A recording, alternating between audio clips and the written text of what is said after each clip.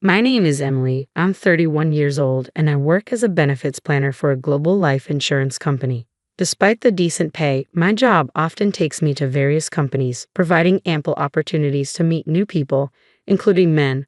However, recently, one of these acquaintances put me through a terrible ordeal driven by his grief for money, ultimately ruining a significant milestone in my life. Today, I'd like to share the story of this unfortunate event. I lost both my parents in a car accident when I was in elementary school.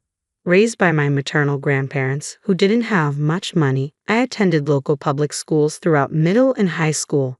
Despite their financial constraints, my grandparents took out loans so I could attend a somewhat expensive college. After securing a job, I took over the remaining debt, leaving me a bit financially strapped. It was during this time that I met David through a mutual work connection. Upon sharing my financial situation with him, David nervously laughed, revealing his own struggle with student loans. "I'm in a similar boat, still paying off student loans," he said. "So, we're the debt repayment couple, huh?" I replied, feeling an immediate connection. "Exactly," I said. "I'd love to be debt-free as soon as possible." During our time dating, I found immense happiness with David, despite our limited disposable income. Over the 3 years, David continued to excel in his career, earning promotions that improved our quality of life. As his income increased, so did our relationship's stability. I, too, intensified my efforts in debt repayment, not wanting to lag behind. David always had encouraging words for me, reminding me not to push myself too hard. "Emily, if you collapse, I'll be ruined too. You're the reason I can work hard like this." "Thank you," he'd say. I reciprocated his support, acknowledging that he was my source of motivation as well. We emotionally supported each other through the daily grind, finding fulfillment and purpose in our relationship. It was during this high point that David finally proposed, expressing his desire for us to be lifelong partners, supporting each other through thick and thin. Overjoyed, I accepted, looking forward to our future together. We decided to rent a new condo and move in together, both of us earning well. Our relationship only seemed to grow stronger, with David's parents welcoming me with open arms, thrilled to meet the woman their son had chosen, a beautiful and talented graduate from a reputable university. I recall feeling a mix of awkwardness and flattery as David's parents showered me with compliments. With no parents of my own and my grandparents, who raised me, now in a nursing home, I decided it was time for David to meet my high school best friend, Melissa. We arranged to meet at a cafe near Melissa's condo. "Nice to meet you, I'm David," he greeted her warmly. "Happy to finally meet you," Melissa replied with a smile. "Emily told me lots about you. Please take good care of her, she can be vulnerable at times." Though Melissa and I were the same age, she exuded stability and reliability. I had always looked up to her as a big sister figure, leaning on her for support when needed. A few months after this initial meeting, Melissa once again proved her unwavering support when a significant turning point came. Introducing David to my best friend went smoothly, and soon after, David and I began diving into wedding planning. However, David's work began demanding more of his time, often intruding on our plans. Even on days we had set aside for dress shopping, urgent calls would disrupt our schedule. "I have to work this weekend. I know it's a big day for us. I'm really sorry," David would apologize. Understanding his commitments, I reassured him, "It's okay. I'll try on the dresses, snap some pictures, and we can pick one later. Thank you for understanding." During this time, David was swamped with work, often having to work weekends and travel for business trips during the week. Left to handle much of the wedding planning on my own, juggling it with my job became exhausting. But despite the challenges, our hard work paid off. The ceremony and reception exceeded our expectations, with heartfelt speeches from Melissa and blessings from my grandparents, who sent their regards through a video message. As we bid farewell to the last of our guests, David and I finally found a moment to relax in the backstage room, basking in the joy of our special day. I still vividly recall the moment David's demeanor shifted, his casual demeanor abruptly interrupted by a surprised look upon checking his phone after our small talk. As he hastily excused himself from the table to take the call, I assumed it was work-related, not foreseeing the impending upheaval about to unfold in our lives. In the backyard of the venue, a steep staircase intended for staff caught my eye as I navigated the space in my gown. Oblivious to the distraction caused by someone calling from across the hallway, I found myself momentarily off guard. In an instant, my body was airborne, propelled through the air. a scream piercing the air as I collided with a powerful impact, engulfed by intense pain. As I lay in the hospital bed, bandages enveloping my arms and legs, bruises and scrapes marring my skin, I struggled to piece together the events leading to my current state. Miraculously, no bones were broken, but the contusions and bruises served as a painful reminder of the ordeal. The nurse's explanation offered little solace, merely confirming that I had tumbled down the venue's staircase, the details of the fall shrouded in mystery. Hours later, amidst the confusion and physical discomfort, another unexpected blow struck. David, who had entered my hospital room, delivered a devastating revelation, severing our relationship with callous finality. "You're useless to me now," he declared, thrusting a settlement of $30,000 towards me. Stunned and bewildered, I pleaded for an explanation, only to be met with a cold dismissal. "Just lie down and shut up. You'll only make your injuries worse," he retorted, callously disregarding my turmoil. The crushing realization dawned upon me as he callously confessed to finding another woman, leaving me reeling in disbelief and heartbreak. Love, I'm marrying her."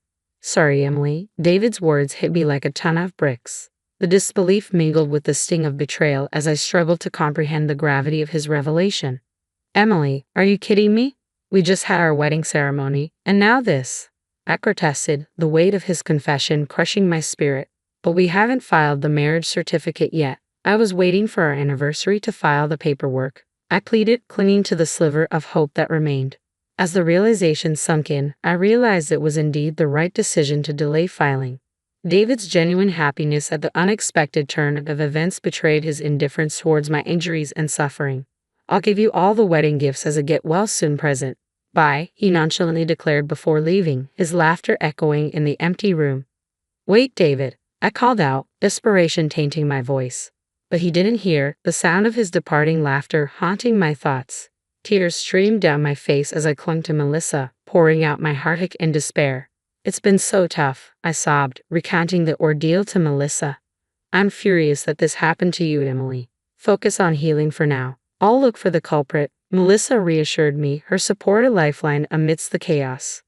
"The culprit." "David," Melissa's words hung heavy in the air, the pieces of the puzzle slowly falling into place. "He was even laughing when I was waiting for you to change so we could leave together. Then ambulances showed up, and it was chaos. They said you'd have fallen down the stairs. That's when I saw it. As they were carrying you, he had this nasty smile on his face," she recounted, a chill running down my spine at the revelation. "Did David push me down the stairs? What could he possibly gain from it?" The questions gnawed at my mind, but I pushed them aside, focusing on healing, as Melissa advised. As my physical wounds began to heal, so did the wounds of my heart, transforming my sorrow into fierce anger. I couldn't rest until the responsible parties were held accountable. A few weeks later, armed with evidence and fueled by the thirst for justice, Melissa and I lured David to a cafe, ready for payback. Determined to seek justice, I confronted David, who appeared noticeably different from the man I once knew. His flamboyant attire and unfamiliar accessories spoke volumes about the changes in him. Despite his seemingly good mood, I couldn't shake off the feeling of unease as he handed me an envelope. "What's this?" I inquired, eyeing the sack of cash within. "It's a get-well gift," he replied casually, his nonchalance grating on my nerves. "Good to see that both your scars and bruising have healed." "How generous of you," I retorted, unable to conceal my sarcasm. "Do tell, what brought this on? Why did you betray Emily?" I demanded, my anger simmering beneath the surface. David's smirk only intensified, sending a shiver down my spine. "Actually," he began, his tone dripping with arrogance, "the woman I've been seeing won $10 million in the lottery." $10 million? I exclaimed, disbelief washing over me. "So, what's $10,000 or $20,000 to me now?" he continued, his callousness leaving me speechless.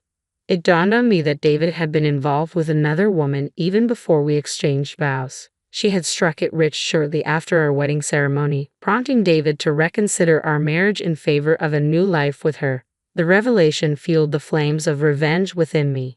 "I can't forgive you," I declared, my voice trembling with fury. "I'll report you to the police." "Whoa there," David interjected, his tone suddenly grave. "Don't make it sound like I pushed you. There's no evidence."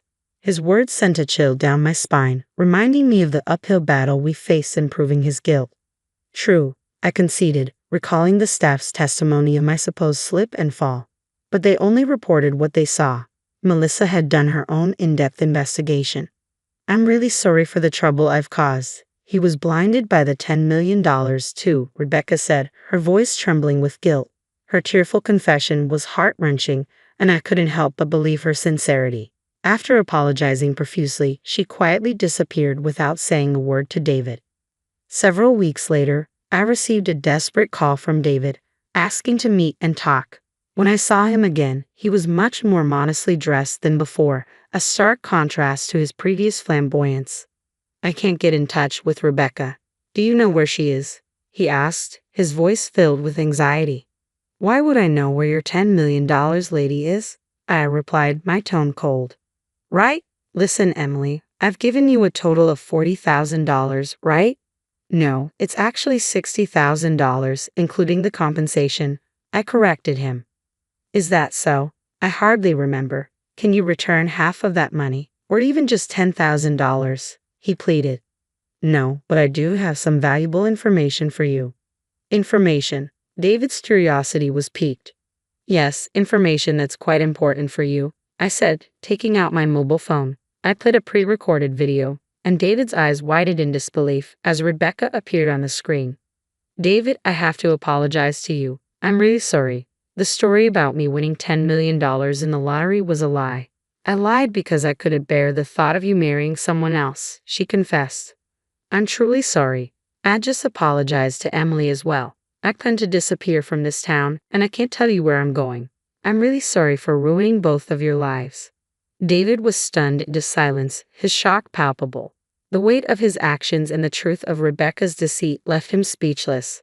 Pushing his spouse down the stairs for a non-existent $10 million, being fooled by a lie, impulsively committing a crime, and losing $60,000 in the process, his pathetic reality was laid bare. I left David as he was, head down and immobile, overwhelmed by the consequences of his actions and the ruin of his own making.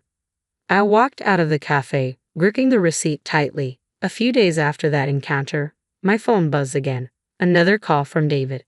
I've come to my senses. I was wrong. Can we start over? He pleaded. You've got some nerve spouting lines like that, especially after you mess up a chapter of my life, I retorted. The real culprit here is Rebecca for lying to me. If she hadn't lied, so you wouldn't have pushed me down the stairs, blinded by greed. I cut him off. Cut it out. You were already the worst when you cheated on me. Who would give a man like you a second chance? Those $10 million from Rebecca exposed the real David. In that sense, I could almost thank her. Her lie saved me from wasting my life on a worthless man. David tried to keep the conversation going, desperate to keep me on the line. It was a pathetic and futile struggle. I ended the call, feeling like I was pushing away someone who was desperately chasing after me. David had quit his job long ago, banking on Rebecca's $10 million lie. Now, it seemed he had to find new work. Melissa told me this as we shared drinks at my place over the weekend. She'd run into David in town and heard it straight from him. He can't get steady work because of his criminal record. Last I saw him, he was delivering food on a bike, she said. So he's doing delivery? Sounds like gig work, I mused. Seems that way. He's doing whatever he can find, Melissa replied, sharing some of David's job-hopping history. Traffic control for road work, janitorial services, lunchbox factory staff, warehouse worker.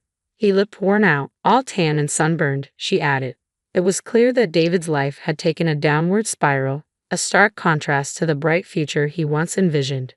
This is karma for betraying Emily, I told David, and he nodded, understanding the gravity of his actions. If he's aware, that's good. I hope he continues to repent for the rest of his life. Would you consider starting over with him if the chance came? Melissa asked. No way. A man who would push a bride down the stairs in her wedding dress. Are you kidding? I replied. Melissa and I laughed heartily at the absurdity of the idea. Even if he threw $10 million my way, I'd still decline. A few days later, David contacted me again. Can you lend me $100? I'm really struggling here, he pleaded. No way. Please don't contact me again. And no following me. If you do, I'm going to the police. Wait, Emily, I'm really sorry, he tried again. Don't you dare call me by my first name, I snapped, hanging up and immediately blocking his number. If he crosses a line, I have no problem reporting him. Since parting ways with David, my life has been smooth. I got a good settlement, and he even paid for the venue. My grandparents in the nursing home and my coworkers all sympathize with me, which is to be expected. Anyone would feel sorry for a bride betrayed right after her wedding. But I'm not overly pessimistic about my current situation. My career is thriving and my personal life is fulfilling. Melissa and I are even thinking of going to a singles event. Having a divorce history isn't going to hold me back. I'm strong enough to make my fall down the stairs a talking point. Life has so much more in store, and I'm determined to find someone amazing and build a happy home. We're selling the house? The words hit me like a slap across the face. I'd been expecting maybe a discussion about Dad's retirement plans or Mum's latest complaints about the neighbours. Not this. My name is Genesis, and I should probably mention that I've spent 28 years being the family afterthought. While my sister Scarlett collected trophies and praised like they were going out of style, I was the one quietly keeping my head down, working 2 jobs just to scrape by. What do you mean, selling? I managed to ask, my coffee mug frozen halfway to my lips. Mum didn't even look up from her paperwork spread across the dining table. Harold, show her the contract. Dad slid a thick folder across the polished wood surface, that smug smile already creeping across his face. Closed yesterday. Got a fantastic price, too. But where are we supposed to... We? Scarlett's laugh cut through my question like glass. She was perched on the arm of Dad's chair, perfectly manicured nails drumming against his shoulder. Oh, honey, there's no we in this equation. The room started spinning. This was the house I grew up in, the house where I'd carved my initials into the basement doorframe when I was 7, where I'd spent countless nights in my tiny bedroom listening to Scarlett get praised for her latest achievement while I studied for exams that no one would ever ask about. The money's going towards Scarlett's new place, Mom said, finally looking up with that practiced expression of mild irritation she reserved specifically for me. She found this gorgeous 5-bedroom in Sunset Ridge, pool, 3-car garage, the works. 5 bedrooms? The words came out as a whisper. Leo and I are thinking about starting a family soon, Scarlett said, examining her nails. We'll need the space. Leo, her fiancé of exactly 3 months, who worked in his daddy's law firm and had never heard the word no in his privileged life. But what about me? I asked. Where am I supposed to go? The silence that followed was deafening. Dad cleared his throat and shuffled through some papers. Mum went back to her documents. Scarlett just stared at me like I'd asked the stupidest question in the world. Genesis, you're 28 years old, Mum said without looking up. You have 2 jobs. Surely you can figure something out. 2 jobs that barely cover my student loans and car payment, I shot back. You know I can't afford... Don't be so dramatic, Dad interrupted. We're not throwing you out on the street. Something in his tone made my stomach drop. What do you mean? Scarlett was grinning now, that predatory smile she'd perfected in high school. Tell her about the shed, Daddy. The shed? I looked between them, confusion mixing with growing dread. Dad pulled out another document, this one much thinner. Your grandfather's old garden shed is still technically on a separate parcel. Has been since the property was subdivided back in the 70s. We thought, for sentimental reasons, you might like to have it. The shed, I repeated slowly. You want me to live in the garden shed? It's got electricity, Mum added helpfully. And there's a spigot for water right outside. The shed. The rotting, mouse-infested, 8 by 10-foot structure that hadn't been used for anything but storing broken lawnmowers for the past decade. The shed, with holes in the roof and a door that didn't close properly. You're joking? $1, Dad said, sliding the deed across the table. That's all we're asking. Very generous, considering the sentimental value. Scarlett was practically vibrating with glee. "It'll be like camping. You always said you liked the outdoors." I stared at the deed, at my name typed in official font next to a legal description of 0.12 acres of what was essentially a glorified storage closet. "This is insane," I whispered.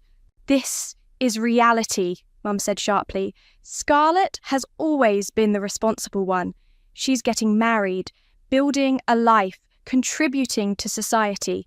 You're still waiting tables and writing little articles for websites no one reads." The words hit their mark perfectly. Mum had always been a master at finding the exact spot that would hurt the most. But as I sat there, staring at that deed, something else stirred beneath the humiliation. A memory of Grandpa complaining about zoning laws and property lines, about how the city had messed up the paperwork when they'd subdivided the lot. "Fine," I said, reaching for a pen. "I'll take it." I signed my name with steady hands, even though my heart was hammering against my ribs. Folded the deed carefully and slipped it into my purse. "Smart girl," Dad said, but his approval felt like poison. As I walked out of that house for what I didn't know would be the last time as a family member, I couldn't shake the feeling that they'd just made a very expensive mistake. The shed might be a joke to them, but I remembered what Grandpa used to say about that little parcel of land, something about access rights and independent zoning, something that might just change everything. The mouse was staring at me. I'd been living in the shed for exactly 3 days, and this little grey bastard had claimed the corner where I'd stacked my boxes. He sat there on my winter clothes, whiskers twitching like he was judging my life choices. "Yeah, well, join the club," I muttered, pulling my sleeping bag tighter around my shoulders. The roof had leaked again during last night's storm. My laptop was thankfully safe, but my favourite sweater now had a brown water stain that looked suspiciously like a middle finger. Even the universe was mocking me. My phone buzzed, a text from Scarlett. "How's the palace?" I was about to throw the phone across the shed when it rang. Sam's name lit up the screen. "Please, tell me you're calling to offer me your couch," I said by way of greeting. "Jen? Jesus, you sound terrible. What's going on?" Sam had been my lab partner in high school chemistry, back when we were both convinced we'd be marine biologists. He'd ended up in real estate development instead, and I'd ended up, well, here. Remember how I told you my family was a little dysfunctional? The sister who got the car for graduation while you got a gift card to Target? That was just the warm-up act. I filled him in on the house sale, the shed, the whole humiliating mess. By the time I finished, he was quiet for a long moment. "They gave you a deed?" "For a shed, Sam. A literal garden shed with a family of mice." "Can you send me a photo of that deed?" I blinked. "Why?" "Just humour me. I'm coming over." An hour later, Sam was crouched in my 8x10 palace, his expensive suit completely out of place among the cobwebs and mouse droppings. He'd brought coffee and donuts, which made him officially my favourite person on the planet. "This is unbelievable," he said, studying the deed with his phone's flashlight. "Tell me about it. I'm 28 years old and living in a shed." "No, Jen, I mean this is actually unbelievable." He looked up at me, eyes wide. "Do you know what you have here? A tetanus shot waiting to happen? You have an independent parcel with its own access rights. Look at this legal description. This isn't just a shed on your parents' property. This is your property." I stared at him. "What does that mean?" "It means you can do whatever you want with it. Build, renovate, sell." He grinned. "Develop." "Develop? Sam, it's 1,200 square feet of dirt with a rotting shed on it. 1,200 square feet in one of the most desirable neighbourhoods in the city. Do you know what land goes for around here?" I didn't, but the way his eyes were lighting up was starting to make me nervous. "The zoning is residential, single family. You could tear this down and build a house. With what money? I can barely afford ramen. That's where it gets interesting. Sam pulled out his tablet and started sketching. Small footprint, but you could go up. 2 stories, maybe 3 if we can swing the permits. Modern design, clean lines. Sam, I can't afford... I can front the construction costs. Call it an investment. We split the profits when you sell. When I sell, I just got here. Or, he paused, stylus hovering over the screen. You could keep it. Live in it. Right here, right next to your family's new mansion. Something in his tone made me look up sharply. What aren't you telling me? I drove past their new place on the way here. Sunset Ridge, right? Beautiful neighborhood. Gorgeous views of the valley, especially from those back decks. And your little parcel sits right between their house and the sunset. The words hung in the air between us. I could practically see the gears turning in his head, and slowly they started turning in mine too. You're saying I could block their view. I'm saying you could build whatever you want on your own property. If that happens to affect their view, well, he shrugged. Property rights are property rights. I thought about Scarlett's laugh when she'd called this place a palace, about Mum's dismissive wave when I'd asked where I was supposed to go, about Dad's smug smile when he'd slid that deed across the table like he was doing me a favour. How tall could we build? Sam's grin was answer enough. Let me make some calls. After he left, I sat in my sleeping bag, staring at the deed in the dim light filtering through the holes in the roof. The mouse had returned to his corner, but he didn't seem quite so judgmental anymore. Maybe we were both just trying to make the best of what we'd been given. My phone buzzed again, another text from Scarlett. Mum wants to know if you need anything. We're having a housewarming party next weekend. I typed back. Just working on some home improvements. Can't wait to see the new place. Let them think I was broken. Let them think I was defeated. They had no idea what they'd just handed me. The moving trucks were like a parade of my family's success.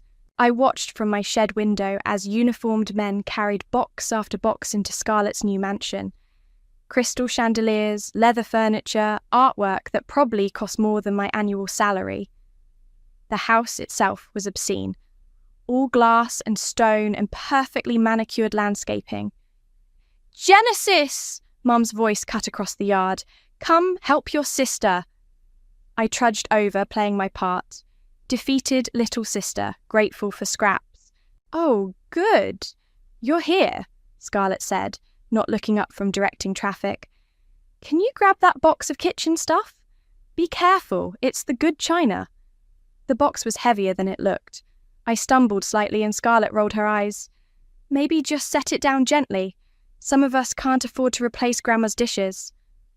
Leo appeared at her elbow, looking uncomfortable. I can get that, Genesis. She's got it, Scarlett said quickly. Don't you, Jen? I nodded, swallowing the words I really wanted to say. Instead, I carried the box inside and got my first real look at their new palace. The entryway alone was bigger than my shed. Marble floors, a staircase that curved like something out of a movie, windows everywhere. But it was the back of the house that made me stop breathing. Floor-to-ceiling glass doors opened onto a deck that stretched the entire width of the house. Beyond that, the valley spread out like a postcard, rolling hills dotted with trees, and in the distance, the mountains where the sun would set in a few hours. Incredible, isn't it? Dad appeared beside me, chest puffed with pride. Cost a fortune, but look at that view. You can't put a price on something like that. It's beautiful, I said honestly. Scarlett's going to love having her morning coffee out there, and the sunsets. He shook his head. Pure magic. I nodded, already visualizing exactly where my house would sit. Right there, between this deck and those mountains. Genesis! Scarlett's voice echoed from the kitchen. Can you help me unpack?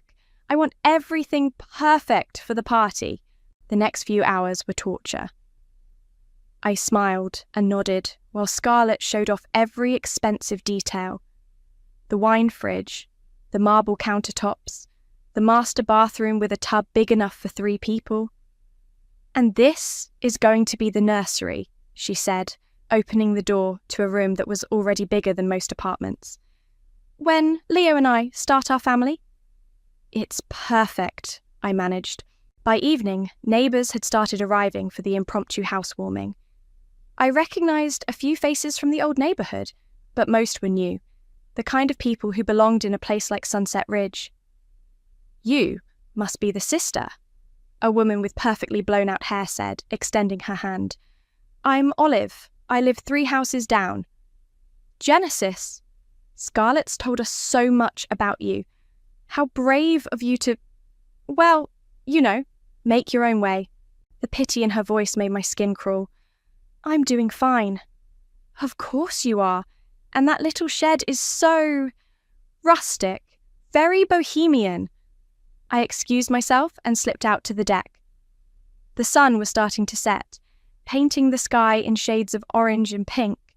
It really was spectacular. "Pretty amazing, right?" I turned to find Leo beside me, holding 2 beers. "It's gorgeous," I said, accepting the bottle. "Scarlett's already planning to have our wedding photos taken out here. Says the light is perfect around 6:30. We stood in comfortable silence for a moment, watching the colours shift across the sky. "Can I ask you something?" Leo said quietly. "Sure." "Are you really okay? With all this, I mean, it seems what?" He hesitated. "Unfair." I looked at him more carefully. Maybe there was more to Leo than I'd given him credit for. "Life's not fair," I said, "but sometimes you get lucky." "Lucky?" I smiled, thinking about the architect's rendering Sam had shown me that afternoon.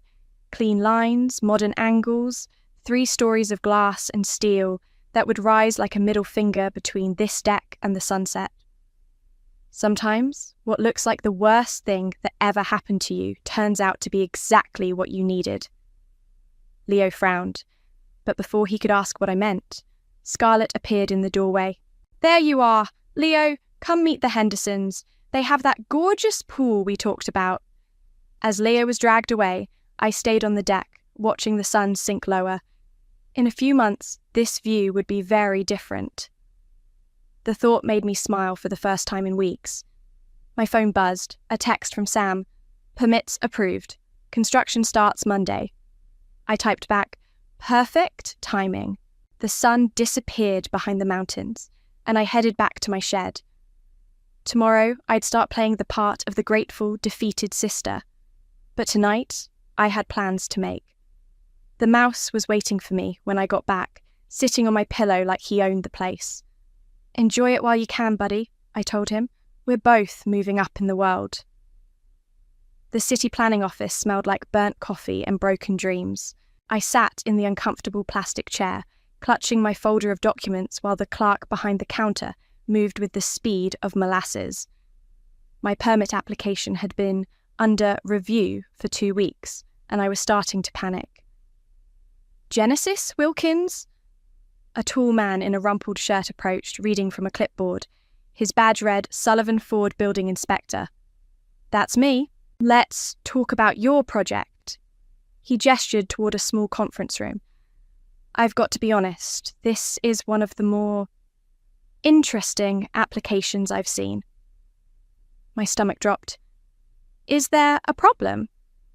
"Not a problem exactly, but building a 3-story modern home on a 1,200 square foot lot, directly adjacent to your family's property." He raised an eyebrow. "That's going to create some headaches." "It's my land. I have the deed." "Oh, the paperwork's all in order. Your grandfather's subdivision from the 70s was actually pretty clever. Separate parcel, independent access via that old service road. Legally, you're golden." "Then what's the issue?" Sullivan leaned back in his chair. "The issue is that your neighbours are going to hate you. especially the ones who just paid top dollar for unobstructed valley views. I kept my expression neutral. I can't control what other people think. Fair enough. Just want to make sure you know what you're getting into. He stamped my permit application.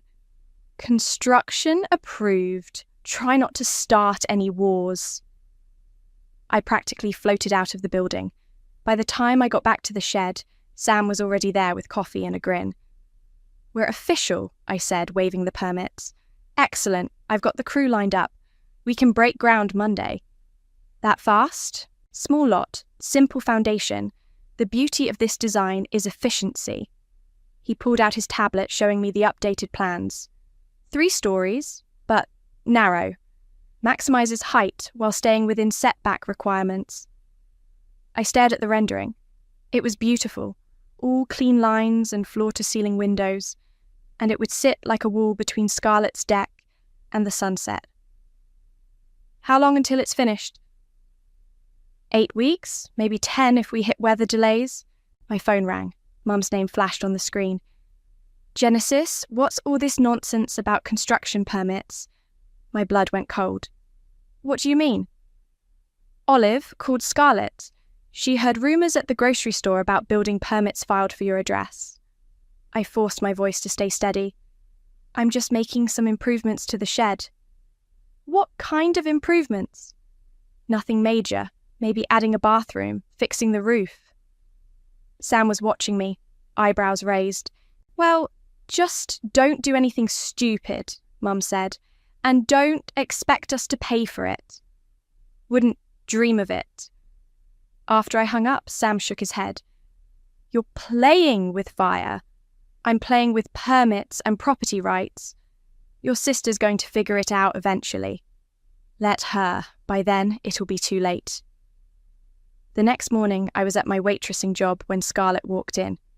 She never came to the diner where I worked, too beneath her usual standards. We need to talk, she said, sliding into a booth. I grabbed a coffee pot and walked over. What can I get you? Cut the act, Genesis. I know you're up to something. I'm working. You want coffee or not? She leaned forward, lowering her voice. Olive says there's been surveying equipment near your shed. City trucks. What are you planning? Just some renovations, like I told Mum. Renovations don't require city surveyors. I poured her coffee without being asked. Maybe you should mind your own business. My business? Her voice rose slightly. You're living in a shed on the edge of my property. Everything you do affects my property values. Your property is 300 feet away. Don't play dumb. We both know that shed sits right.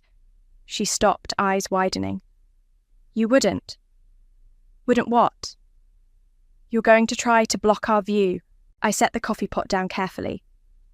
I'm going to improve my property. What happens to your view is between you and physics. Scarlett's face went white, then red. You can't do this. Actually, I can. It's called property rights. Dad taught me all about them when he explained why I couldn't live in the house I grew up in. This is insane. You're going to destroy your relationship with our entire family over some petty revenge? I'm going to build a house on my land. If that bothers you, maybe you should have thought about that before you laughed at me for living in a shed. She stood up abruptly, knocking over the coffee cup. Brown liquid spread across the table and dripped onto the floor. This isn't over, she said. No, I agreed, grabbing a towel to clean up the mess. It's just getting started. That afternoon, Sam called with an update. Demolition crew's ready. We start tearing down the shed tomorrow. Perfect. You sure about this, Jen? Once we start, there's no going back. I looked out the shed window at Scarlett's mansion, at the deck where she'd probably be having her morning coffee in a few hours. I've never been more sure of anything in my life. All right then, hope you're ready for the fireworks. I was. The bulldozer arrived at 7 a.m. sharp. I was sipping coffee from a thermos, sitting on a folding chair I'd borrowed from Sam, watching the crew set up their equipment. The demolition foreman, a guy named Rick with arms like tree trunks, walked over with a clipboard.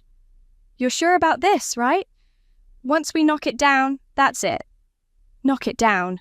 The first swing of the wrecking ball sent the shed's roof flying.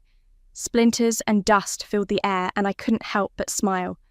28 years of being treated like I didn't matter, and now I was literally tearing down their assumptions. "What the hell is going on?" Scarlett's voice cut through the noise of machinery. She was running across the yard in her silk pajamas and fuzzy slippers, hair wild, face twisted with panic.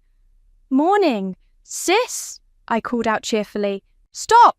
Stop right now!" She was screaming at the bulldozer operator, waving her arms like she was directing traffic. Rick looked at me questioningly. I shook my head. "Keep going." "You can't do this." Scarlett spun toward me. "This is our property." "Actually, it's my property." I pulled out the deed and waved it at her.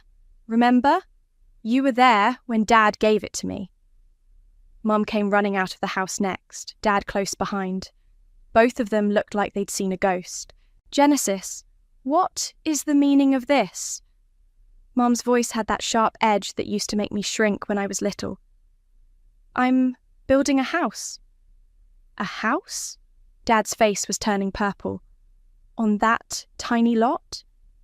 "It's not that tiny. 1,200 square feet is plenty for the right design." The bulldozer took another swing and the shed's walls crumbled. Scarlett actually screamed, "You're destroying our view." "I'm building on my land." "This is insane." Scarlett turned to the construction crew. "I'll pay you double to stop." Rick looked at her like she'd lost her mind. "Lady, we've got a contract and permits. We're not stopping."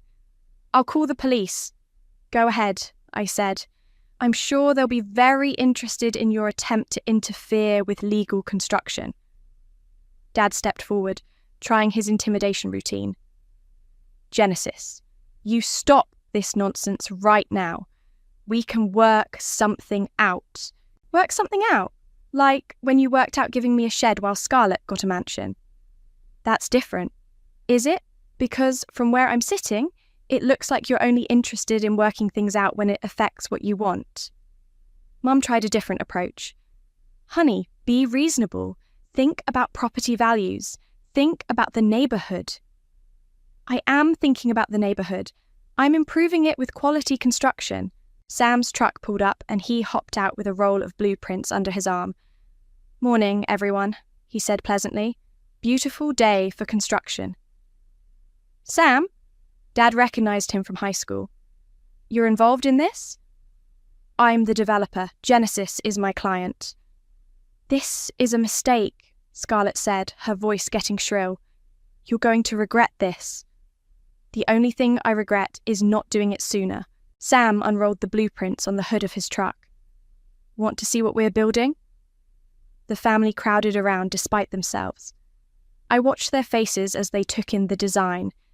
3 stories of modern architecture that would rise like a monument to their own cruelty. "It's going to be gorgeous," Sam said. "Floor-to-ceiling windows, rooftop terrace, sustainable materials. Really going to class up the neighbourhood." "It's going to block our entire view," Scarlett whispered. "That's unfortunate," I said, "but I'm sure you'll find other things to look at." "We'll sue," Dad said suddenly. "We'll get an injunction." "On what grounds?" Sam asked. "She owns the land, has proper permits, and the design meets all zoning requirements." "Spite," Mum said. "She's doing this out of spite." "I'm doing this because I need a place to live. The fact that it affects your view is just a happy coincidence." Leo appeared at the edge of the yard, looking confused and still in his workout clothes. "What's all the shouting about?" "Genesis is building a house," Scarlett said, her voice cracking. "Right there. It's going to destroy everything." Leo looked at the blueprints, then at the construction site, then at me. "This is your land?" "Legally deeded to me by your future father-in-law." "For $1, Dad said defensively. $1 for land that's apparently worth enough to build a house on, Leo said slowly. That seems what? Scarlett snapped. Leo looked uncomfortable. Nothing, just seems like maybe we should have thought this through. We? Scarlett's voice went up an octave. We didn't do anything wrong.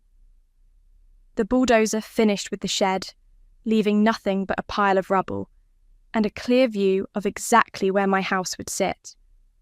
Right between their deck and the mountains. Foundation crew will be here tomorrow, Sam announced. We should have the frame up by next week. This isn't over, Scarlett said, but her voice had lost its edge. She sounded defeated. No, I agreed. It's just beginning. As my family retreated to their mansion, I stayed to watch the crew clear the debris. For the first time in weeks, I felt like I could breathe properly. My phone buzzed with a text from an unknown number. Heard about your construction project. Some of us think it's about time someone stood up to the Sunset Ridge snobs. Your neighbour, 2 streets over. I smiled and typed back, Thanks for the support. Maybe I wasn't as alone in this as I'd thought. The petition had 43 signatures. Olive stood on my construction site at 8 in the morning, waving the papers like a battle flag. Behind her, a small crowd of neighbours had gathered, all looking like they'd rather be anywhere else. This is a formal complaint to the City Planning Commission, she announced. 43 homeowners demanding an immediate halt to this monstrosity. I was sitting in my car, eating a breakfast sandwich before my shift at the diner. The foundation had been poured yesterday, and the concrete was still curing under plastic sheeting. Morning, Olive, I said, rolling down my window. Nice turnout. Don't you dare act casual about this. You're destroying our entire neighbourhood. I'm building a house. You're building a spite fence, a 3-story middle finger aimed at your own family. One of the neighbours, an older man I didn't recognise, stepped forward. Look, Genesis, we're not trying to be unreasonable here, but property values will probably go up, I interrupted. Quality, construction, modern design, sustainable materials. Sam says it will be the nicest house in a 5-block radius. It's going to block the Hendersons' view too, Olive said, and the Patels. This affects more than just your sister. Then maybe they should have bought lots with guaranteed view easements. My phone rang, Sam's name on the screen. I'm dealing with the angry mob, I told him. What's up? We've got a problem. The city's calling for a hearing on the petition next Tuesday. My stomach dropped. Can they stop us? Not legally, but they can make our lives hell with inspections and delays. I looked at the crowd of neighbours, at Olive's smug expression, at the foundation that represented everything I'd worked for. I'll be there Tuesday. After I hung up, Olive was practically glowing. Hearing's been called, hasn't it? The city's going to shut you down. We'll see. This is what happens when you let spite drive your decisions, she said. Actions have consequences. Yeah, I said, starting my car. They do. The hearing was a nightmare. The community centre was packed. Scarlett sat in the front row with Mum and Dad, all of them dressed like they were going to church. Behind them, at least 30 neighbours filled the folding chairs. I sat alone at the back with Sam and a folder full of legal documents. City Councilwoman Martinez called the meeting to order. We're here to discuss the petition regarding construction at 1247 Maple Ridge Lane. Ms. Ortiz, you filed the complaint? Olive stood up, smoothing her skirt. Thank you, Councilwoman. I'm here representing concerned homeowners who believe this construction project violates the spirit of our community standards. The spirit? Sam muttered beside me. This isn't about legal technicalities, Olive continued. It's about a young woman so consumed with family resentment that she's willing to destroy an entire neighbourhood's property values for revenge. Murmurs of agreement rippled through the crowd. The proposed structure is completely out of character with our area. 3 stories on a lot that size? It's going to loom over everyone, blocking views that people paid premium prices to enjoy. Ms. Wilkins, Councilwoman Martinez said, "Would you like to respond?" I stood up, my legs shaky. "I own the land legally. I have proper permits. The design meets all zoning requirements. I don't understand what we're here to discuss." "We're here to discuss community standards," said a man I recognised from Scarlett's housewarming party. "Neighbourly consideration, basic human decency." Where was basic human decency when my family sold the house I grew up in and offered me a shed? The room went quiet. Where was neighbourly consideration when my sister laughed at me for being homeless? When my parents called me dramatic for asking where I was supposed to live? Scarlett's face was bright red. She was staring at her hands. "I'm building a house on land that was legally deeded to me. If that affects your views, maybe you should take it up with the people who created this situation." "This is exactly what we're talking about," Olive said. "Pure spite." "You want to talk about spite?" I pulled out my phone and opened the recording app. "Let me play you something." Leo had sent me the audio file 3 days ago. I'd been saving it for the right moment. Scarlett's voice filled the room, crystal clear. "She's pathetic, honestly. Living in that shed like some kind of vagrant. I almost feel sorry for her, but then I remember how she's always been jealous of everything I have. This is probably the best thing that ever happened to her, finally having something to complain about." The silence was deafening. "That was recorded at your housewarming party," I said, "while I was helping you unpack your dishes." Scarlett looked like she wanted to disappear. "Ms. Wilkins," Councilwoman Martinez said carefully, "while we sympathise with your family situation, that doesn't change the community impact." "The community impact of legal construction on private property?" Sam stood up. "If I may, Councilwoman, we've followed every regulation, obtained every permit, and designed a structure that exceeds current building standards. If the city wants to start blocking legal construction based on neighbours' feelings, that's a very dangerous precedent." The councilwoman looked uncomfortable. "The hearing is adjourned. We'll review the petition and issue a decision within 10 days. As people filed out, Leo approached me. "Genesis, I'm sorry. I didn't know she said those things. But you recorded them." He nodded. "I've been recording a lot of things lately. Scarlett doesn't know." "Why?" "Because I'm starting to see who she really is, and I don't like what I see." I looked across the room at Scarlett, who was surrounded by sympathetic neighbours. "What are you going to do about it?" Leo was quiet for a long moment. "I don't know yet, but something." 3 days later, the city ruled in my favour. Construction resumed immediately, but the victory felt hollow. Half the neighbourhood hated me, my family wasn't speaking to me, and I was burning through my savings faster than I'd planned. Sam found me sitting on the foundation, staring at the framing that was starting to rise. "Having second thoughts?" "Every day." "Want to stop?" I looked towards Scarlett's house, where she was probably having her morning coffee on the deck, watching her view disappear one board at a time. "Not a chance." The house was finished on a Tuesday. I stood on my new rooftop terrace, watching the sun set behind the mountains for the first time from my own property. The view was spectacular, rolling hills, distant peaks, and not a single obstruction in sight. From Scarlett's deck, though, all they could see was my house. "It's perfect," Sam said, joining me with 2 beers. "Even better than the renderings." He was right. 3 stories of glass and steel, clean lines, modern fixtures. The kind of house that belonged in architectural magazines. The kind of house that made a statement. "The housewarming party's tomorrow night," I said. "You sure people will come?" "Are you kidding? Half the city's been following this drama. Everyone wants to see the house that started a war. My phone buzzed. A text from Leo. "Can we talk? It's important." I showed Sam the message. "Think it's about the wedding?" he asked. What wedding?"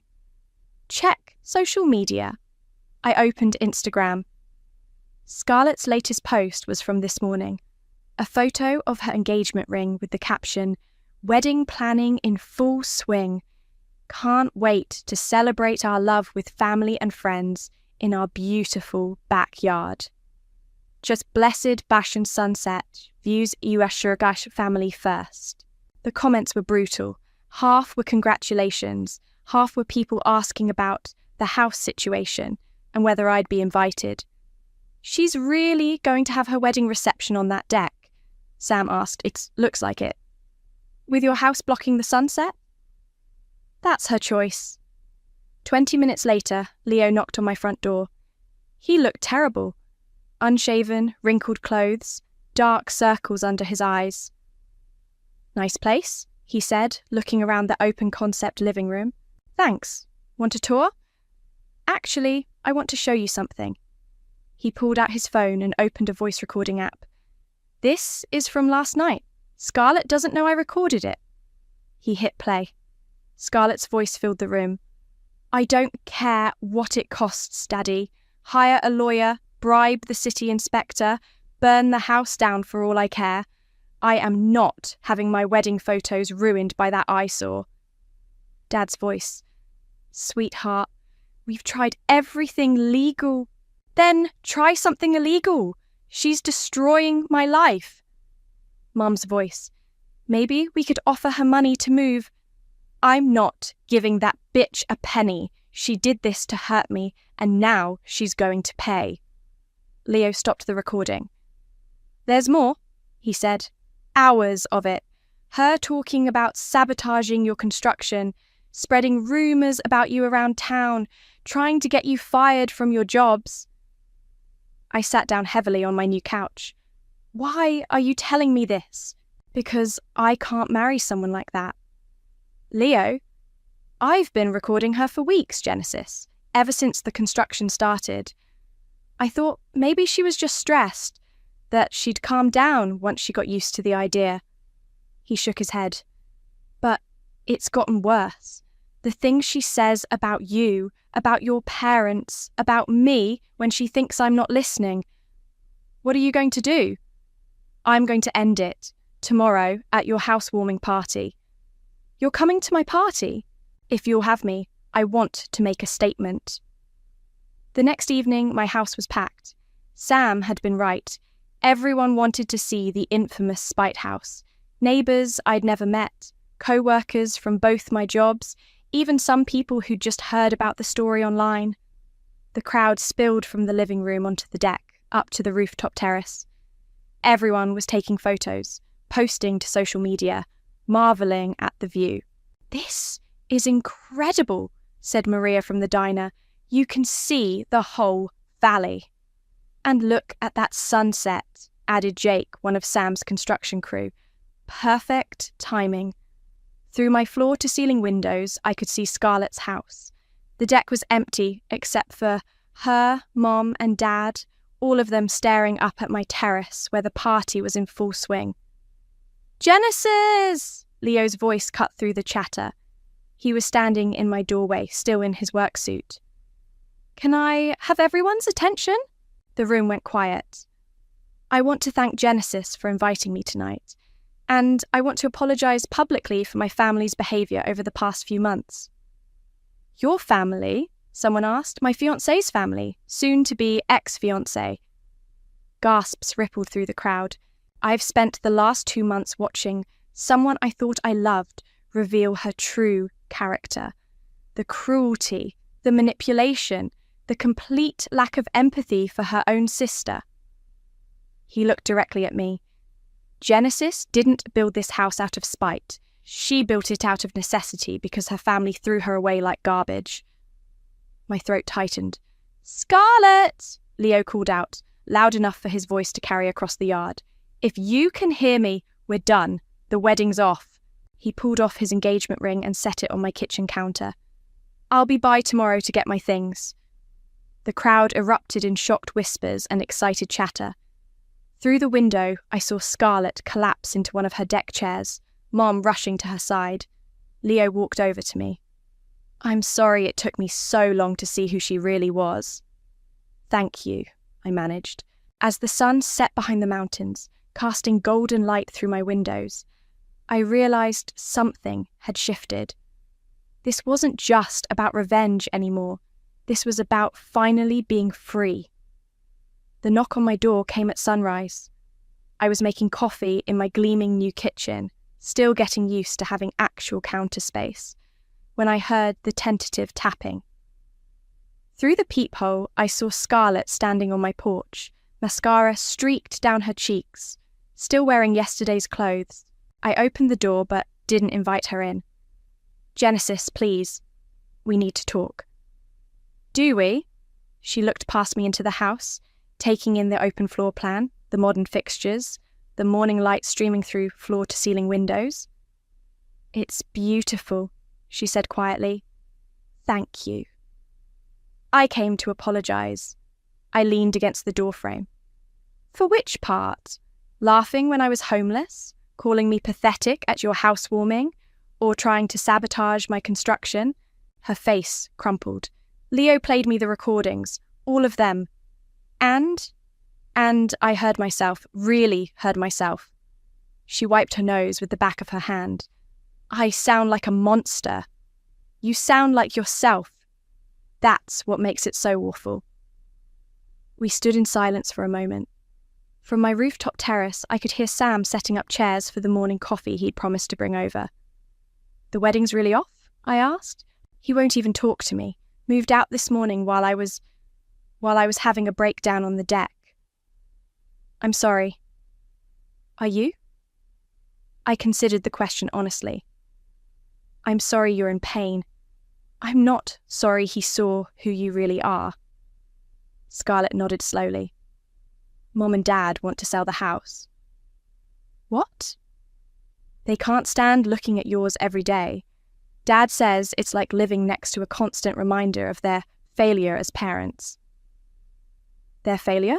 His words, not mine. She looked up at my house again. "They're talking about moving to Florida, starting over. What about you?" "I don't know.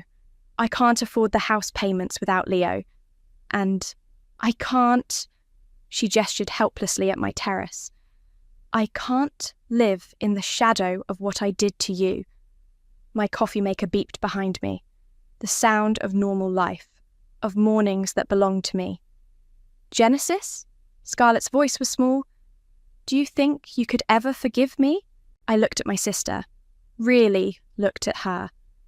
The golden child who'd had everything handed to her, who'd never learned that actions have consequences, who was finally facing the wreckage of her own choices. "I don't know," I said honestly. "But I'm willing to try." Her eyes filled with tears. "Really?" "On one condition." "Anything. You get therapy. Real therapy. Not just talking to Mum about how unfair life is. You figure out why you thought it was okay to treat me like garbage for 28 years. I will. I promise. And you apologize to Leo. Not to get him back, but because he deserves to hear it." "Okay," Sam's voice called from the backyard. "Genesis, coffee's ready." "I should go," Scarlett said. "Scarlett?" She turned back. "The shed was never about the money, was it? You could have given me $10,000 and not even noticed. This was about making sure I knew my place." She was quiet for a long moment. "Yes. Thank you for being honest." After she left, I climbed to my rooftop terrace where Sam had set up a small table with coffee and pastries from the bakery downtown. "How'd it go?" he asked. "Better than expected. Worse than I hoped." "That's family for you." We sat in comfortable silence, watching the sun climb over the mountains. From up here, I could see the whole valley, the city spreading out below us, the world full of possibilities. "Any regrets?" Sam asked. I thought about the question while I sipped my coffee. about the family relationships that might never fully heal, about the neighbours who still crossed the street when they saw me, about the cost of standing up for myself. No, I said finally. No regrets. My phone buzzed with a notification. Someone had shared my story on Reddit, and the comments were pouring in. Hundreds of people sharing their own stories of family betrayal, of standing up to bullies, of finding the courage to build something beautiful from the wreckage of their lives. Look at this, I showed Sam the screen. People are calling it inspiration. That's because it is? I just built a house. You built more than that. You built a life on your own terms. A new message popped up, this one from Leo. Thank you for helping me see the truth. Your house is beautiful. You deserve every bit of happiness. I typed back, thank you for doing the right thing. The sun was fully up now, warming my face, casting light through the windows of the house I'd built with my own determination and stubbornness and refusal to accept less than I deserved. From Scarlett's deck below, I could hear the sound of boxes being loaded into a moving truck. I raised my coffee mug in a silent toast to new beginnings, to consequences finally catching up, to the sweet satisfaction of a view that was entirely my own. The house cast its shadow across their yard, just as I'd planned. But I was no longer living in anyone else's shadow, and that made all the difference.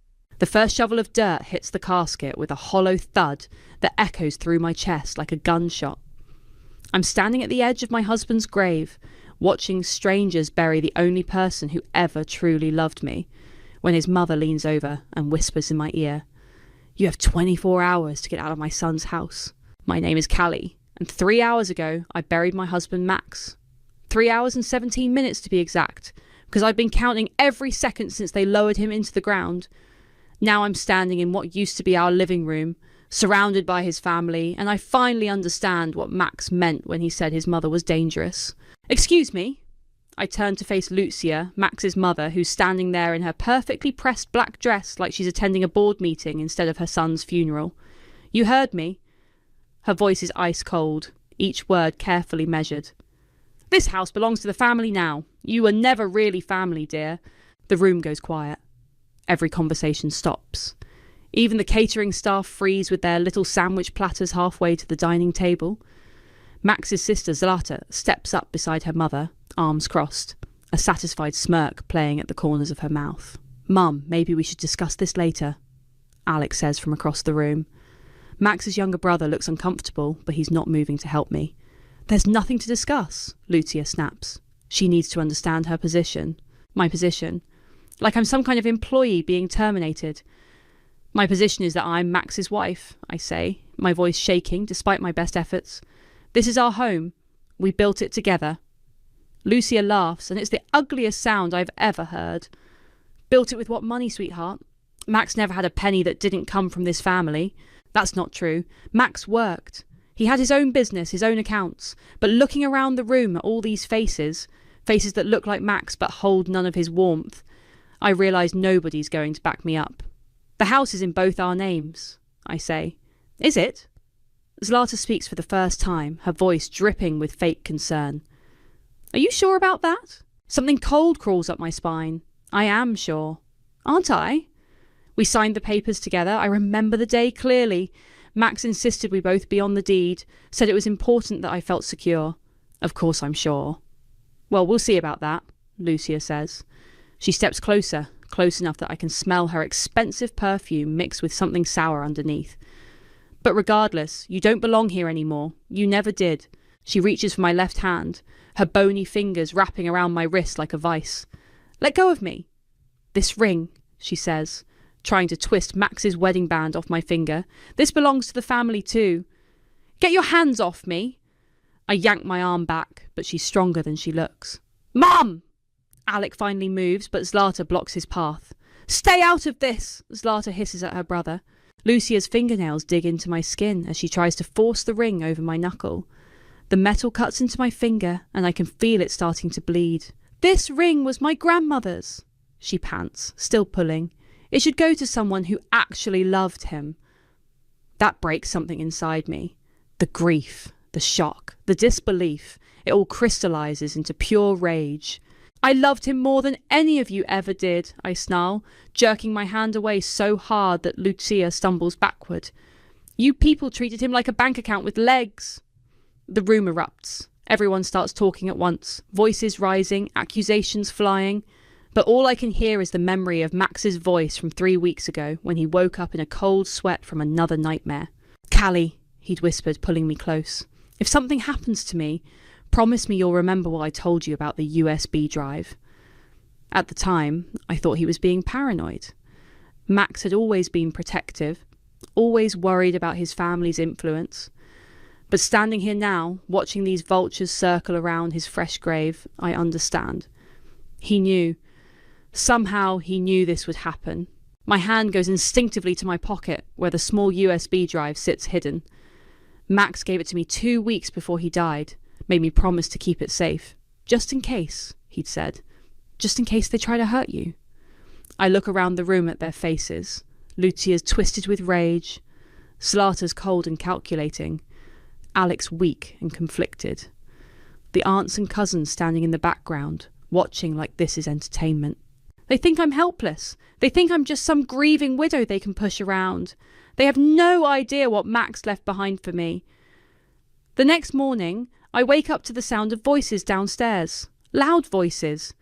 I check my phone. It's barely 8 a.m, and these people are already in my house like they own the place. Which, apparently, they think they do. I throw on yesterday's clothes and head downstairs to find the entire family gathered in my living room.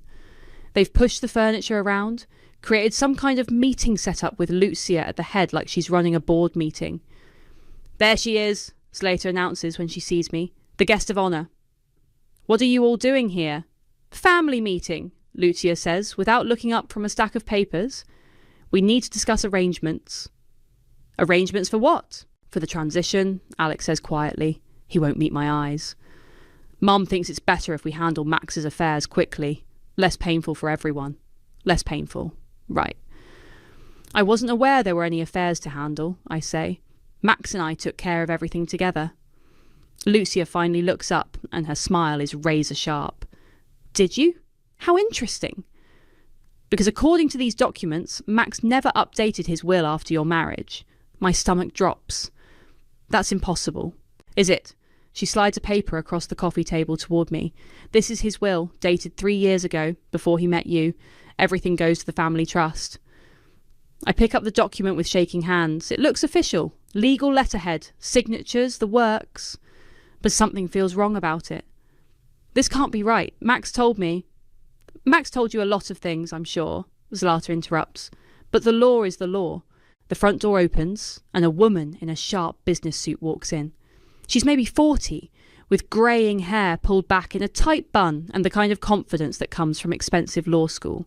Rachel, Lucia says, standing up. Perfect timing. Mrs. Whitney. The woman, Rachel, nods politely to Lucia, then looks around the room. Her eyes land on me. You must be Callie. I'm Rachel Bond, the family attorney. Rachel's been handling our legal affairs for 15 years, Lucia explains.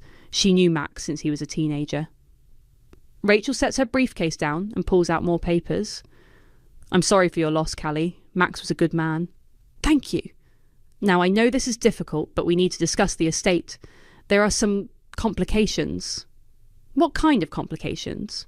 Rachel glances at Lucia, who nods encouragingly. Well, the will Mrs. Whitney showed you is legitimate. It was properly executed and witnessed. But Max and I talked about updating it. He said he was going to... I'm sure he intended to, Rachel says gently. But intentions don't change legal documents. Without a newer will, this one stands. I look around the room. Lucia is practically glowing with satisfaction. Zlata is examining her nails like this is all very boring. Alec is staring at the floor. There has to be something, I say. Some record, some proof that he wanted to change things. If there is, we haven't found it, Rachel says. And trust me, we've been thorough. How thorough? We've been through his office, his files, his computer, Zlata says. Nothing. Something cold settles in my chest. You went through his things without asking me. They're family things now, Lucia says. We have every right. You had no right to go through our bedroom. Our bedroom? Zlata laughs. Honey, this whole house is going to be sold. You need to start thinking about where you're going to live. I'm not going anywhere. Actually, you are. Lucia stands up, smoothing down her skirt. Rachel, show her the eviction notice. Rachel looks uncomfortable for the first time since she walked in. Mrs. Whitney, I really think we should give Callie more time to process. Show her. Rachel reluctantly pulls out another document. This is a formal request for you to vacate the premises within 30 days. 30 days? My voice cracks. You're kicking me out of my own home? It's not your home, Lucia says coldly. It never was. I look at Alec, desperate. You're really going to let them do this? Max was your brother. Alec finally looks up, and for a second I see something like guilt in his eyes. But then Lucia clears her throat, and he looks away again. I'm sorry, Callie, but Mom's right. The law is the law. The law, I repeat. Right. I stand up, and everyone tenses like they think I'm going to start screaming or throwing things. But I'm done giving them the satisfaction of seeing me break down. I need some air, I say. Don't go far, Zlata calls after me. We're not finished here. I walk out to the back porch, the one Max built with his own hands 2 summers ago, the one where we had coffee every morning and wine every evening, the one where he proposed. My hand goes to my pocket, feeling the outline of the USB drive. Maybe it's time to see what Max really left behind for me. I'm heading back inside when I hear voices coming from the kitchen, low, conspiratorial voices that make me freeze on the back steps. Just need to be patient a little longer, Lucia is saying. Once she's out, we can deal with any loose ends. What if she finds something? That's Zlata. Max was always paranoid about keeping records. She won't find anything, because there's nothing to find. I made sure of that years ago. I creep closer to the kitchen window, staying low. What about the bank accounts? Zlata asks. The ones in the Cayman Islands? What about them? She doesn't know they exist. My blood turns to ice. Cayman Islands? What bank accounts? And if she does find out? Lucia's laugh is cold. Then we'll handle it the same way we handled Max when he started asking too many questions. The same way they handled Max when he started asking questions. I press my back against the house, my heart hammering so loud I'm sure they can hear it. Max didn't die in an accident. He didn't have a heart attack like the doctors said. They killed him. Mum, Alec's voice joins the conversation. Maybe we should just give her something. A small settlement. Make this go away quietly. Absolutely not, Lucia snaps. She gets nothing. Less than nothing. But if she starts digging, she won't dig. She's too weak, too broken. Look at her, she can barely function. I don't know, Zlata says. She seemed pretty angry yesterday. Anger fades, grief makes people stupid. She'll take whatever crumbs we throw her and disappear. I've heard enough. I back away from the window, but my foot catches on a loose board. The sound echoes across the porch like a gunshot. The kitchen goes silent. What was that? Zlata hisses. I don't wait to find out if they are coming to investigate. I slip around the side of the house and come in through the front door, making sure to slam it loud enough for them to hear. I'm back, I call out, trying to keep my voice steady.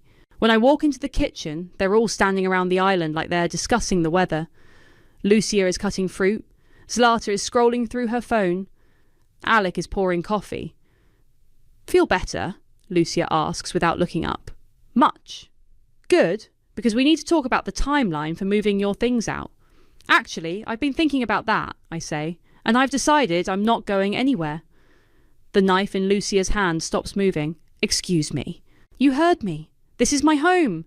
Max and I built it together, and I'm not leaving. Zlata looks up from her phone. Callie, we've been over this. The will is 3 years old. A lot can change in 3 years. Not legally, Lucia says. Rachel explained that.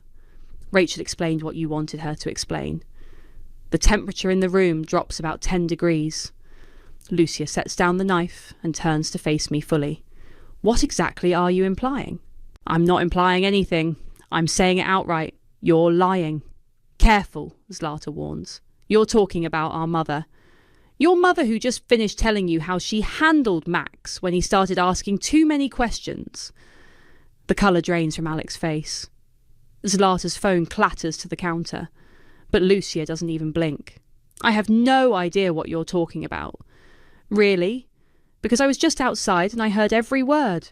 You were eavesdropping, Lucia says. How pathetic. What's pathetic is murdering your own son for money. The words hang in the air like a bomb waiting to explode. For a moment, nobody moves. Nobody breathes. Then Lucia starts laughing. Murder? Oh, sweetheart, you really are losing your mind, aren't you? Max didn't have a heart attack. He was healthy. He was young. He was stressed, Alex says quietly. The business was struggling. The family pressure. The family pressure that you all put on him. Enough! Lucia's voice cuts through the room like a blade. You're hysterical. Grief does that to people. Makes them see conspiracies where there are none. Then explain the bank accounts in the Cayman Islands. This time, Lucia does react. Just a tiny flinch, but I catch it. I don't know what you think you heard. I heard enough. Lucia steps closer, and suddenly I can see where Max got his height. She towers over me, her face twisted with rage. Let me make something very clear, she says, her voice barely above a whisper. You are nothing. You have nothing. You know nothing. And if you keep pushing this ridiculous narrative, you're going to find out exactly what happens to people who threaten this family. Is that a threat? It's a promise. The kitchen door swings open and Rachel walks in. She takes one look at our faces and stops short. Is everything okay in here? Everything's fine, Lucia says, her mask sliding back into place. Callie was just leaving. Actually, I say, I was just getting started. I walk past all of them, out of the kitchen, up the stairs to my bedroom. My hands are shaking as I close the door behind me, but for the first time since Max died, I feel something other than grief. I feel purpose. I pull the USB drive from my pocket and stare at it. Time to see what Max really left behind. I wait until evening, when the house finally empties out. The family has been hovering all day like vultures, but even vultures need to go home eventually. I set up Max's laptop in the living room and plug in the USB drive. My hands are trembling as I double-click the only file on it, a video labelled "For Callie." Max's face fills the screen and I almost start crying again. He's sitting in his office, wearing the blue shirt I bought him for his birthday. The timestamp shows this was recorded just 2 weeks before he died. Hi, sweetheart. His voice is soft, tired. If you're watching this, then something's happened to me, and my family is probably making your life hell. I pause the video and look around the empty living room. Tomorrow is supposed to be a memorial slideshow, Lucia's idea of honouring Max's memory. The whole family will be here. Perfect. I restart the video and let it play. First, I need you to know that I love you more than anything in this world. You made me happier than I ever thought possible. Max runs his hand through his hair, a gesture I know means he's nervous. But I also need you to know that my family is dangerous, more dangerous than you realise. The front door opens, and I quickly pause the video. Lucia walks in with Zlata and Alec behind her. What are you doing? Lucia asks, eyeing the laptop. Setting up for tomorrow's slideshow, I say. I thought I'd put together some photos of Max. How thoughtful, Zlata says, but her tone suggests it's anything but. We brought dinner, Alex says, holding up takeout bags. Chinese food, Max's favourite. It was Max's favourite. The fact that they remember this small detail makes my chest tight. I'm not really hungry.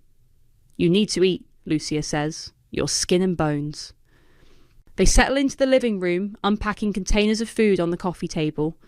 I close the laptop, but keep the USB drive palmed in my hand. So about tomorrow, Lucia says, opening a container of lo mein. We've invited some of Max's business associates, people who might be interested in buying the house. You're showing the house tomorrow, at his memorial? We're being practical, Zlata says. No point letting it sit empty. It's not empty. I live here. For now, Lucia says. We eat in tense silence. Well, they eat. I push food around my plate and watch them. Lucia keeps glancing at the laptop. Zlata keeps checking her phone. Alec keeps looking like he wants to say something but doesn't have the courage. Finally, they leave. I wait until their car disappears down the driveway, then I reopen the laptop. Max's face appears again, frozen mid-sentence. I hit play. My mother has been stealing from the family trust for years, Max continues. Zlata helps her. They've been moving money offshore, hiding assets, manipulating the books. When I found out, I tried to confront them. He holds up a stack of papers. These are copies of bank statements, wire transfers, falsified documents, everything you need to prove what they've been doing. My mouth goes dry. This is it. This is what they're afraid of. But that's not the worst part, Callie. The worst part is what they did to Uncle Van. Uncle Van. Max never mentioned an Uncle Van. Van is my father's brother. He found out about the embezzlement 5 years ago and threatened to go to the police. So they framed him for sexual assault, destroyed his reputation, forced him into exile. He's been living in a cabin upstate ever since, too scared to come forward. The video continues, but I'm barely listening now. My mind is racing, putting pieces together. If something happens to me, find Van. He has the real will, the one I signed last month, leaving everything to you. The address is 847 Pine Ridge Road, Millbrook. Tell him I sent you. Tell him it's time. The video ends with Max looking directly into the camera. I'm sorry I can't protect you from them, Callie. But I can give you the tools to protect yourself. Use them. Don't let them win. The screen goes black. I sit there for a long moment, staring at my reflection in the dark laptop screen. Then I eject the USB drive and head upstairs to pack. Tomorrow's memorial service is going to be very different from what Lucia planned. The next morning, I'm in the kitchen making coffee when the family starts arriving. Lucia sweeps in first, carrying flowers and acting like the grieving mother-in-law. Good morning, dear. Ready for today? More than ready. People start filtering in. Aunts, cousins, business associates, neighbours. The living room fills up with quiet conversation and the smell of Lucia's expensive perfume. Should we start the slideshow? Zlata asks. In a minute, I say. I want to make sure everyone's here first. Rachel arrives with a few more family friends. Even Cade shows up, Zlata's 19-year-old son, who usually can't be bothered with family events. Okay, I announce to the room. If everyone could take a seat, I'd like to share something special that Max left behind. I plug the USB drive into the laptop connected to the big screen TV. This should be good, Cade mutters to his mother. Oh, it will be, I say, hitting play. Max's face fills the screen and the room goes quiet. Hi, sweetheart. If you're watching this, then something's happened to me, and my family is probably making your life hell. Lucia jumps up from her chair. Turn that off. Sit down, Mum, I say. Everyone needs to hear this. Turn it off right now. Lucia lunges for the laptop, but I block her path. Everyone deserves to know the truth about Max. On screen, Max is explaining the embezzlement, holding up bank statements. The room erupts in whispers and gasps. I watch Lucia's face turn white as Max details every stolen dollar, every forged signature. This is ridiculous, Zlata says, but her voice is shaking. He was obviously having some kind of breakdown. Shut up and listen, Rachel says sharply. Everyone turns to stare at her. I want to hear this. Max's voice fills the room. They've been moving money to accounts in the Cayman Islands, Switzerland and Panama. The family trust that was supposed to support everyone has been gutted. That's not true. Cade jumps up from his seat. Grandma would never... How would you know? I ask him. Because I... He stops, his face flushing red. Because you what, Cade? Nothing. I just know she wouldn't. But Max is still talking. Cade has been helping them. They promised him a cut if he kept quiet about the wire transfers he processed. Every head in the room swivels toward Cade. His mouth opens and closes like a fish. I didn't know what they were for, he stammers. Grandma just said they were business expenses. Cade, shut up, Zlata hisses. So you did process wire transfers, Rachel says, pulling out a notepad. When? How many? I can't remember. Dozens, Max's voice continues from the speakers. Over the past 2 years, always in amounts just under the reporting threshold. The room is dead silent now except for Max's voice. Even the neighbours who came to pay their respects are leaning forward, hanging on every word. But the money isn't the worst part, Max says. The worst part is what they did to my Uncle Van. Lucia makes another grab for the laptop. This time Alex stops her. Mum, don't. Let go of me. I want to hear about Uncle Van, Alex says quietly. I always wondered what really happened to him. Max explains the frame-up, the false accusations, Van's exile. By the time he finishes, half the room is staring at Lucia in horror. Where is he now? Someone asks. 847 Pine Ridge Road, Millbrook, Max says. He has my real will. The one that leaves everything to Callie. There is no other will, Lucia shrieks. This is all lies. Then let's go find out, Rachel says, standing up. I'll drive. You're not going anywhere, Zlata blocks the doorway. This is our house, our family business. Actually, it's not your house, I say. According to Max, it's mine. Prove it. I will. We're going to Millbrook, right now. Like hell we are, Lucia snarls. I'm calling the police. This is harassment, defamation. Call them, Rachel says. I'd love to explain to the officers why you're so desperate to stop us from visiting a storage facility. Storage facility. I look at her. Max said Uncle Van lives at that address. 847 Pine Ridge Road is a self-storage place, Rachel explains. I looked it up while the video was playing. Max must have rented a unit there. The room erupts in arguments. Lucia is screaming at Zlata. Cade is trying to sneak out. The neighbours are whispering among themselves. I'm going, I announce. Anyone who wants the truth can come with me. I'm coming, Alex says. Alec? No. Lucia grabs his arm. You stay here with your family. Callie is family too. She was Max's wife. She's nothing. She's more family than you've ever been. Alex shakes off his mother's grip. At least she actually loved him. We pile into 3 cars, me and Rachel in hers, Alec in his, and unfortunately, Lucia, Zlata, and Cade in theirs because they refuse to be left behind. The drive to Millbrook takes 45 minutes, and I spent every one of them wondering what we are going to find. The storage facility is a sprawling complex of metal buildings surrounded by chain-link fence. We pull up to the office, and Rachel goes in to talk to the manager while the rest of us wait in the parking lot. This is insane, Zlata mutters. Chasing ghosts based on some paranoid video. If it's just paranoia, then you have nothing to worry about, I say. Rachel comes back out with a key and a clipboard. Unit 47B. Max paid for a year in advance. We drive through the maze of storage buildings until we find the right one. Rachel unlocks the metal door and rolls it up.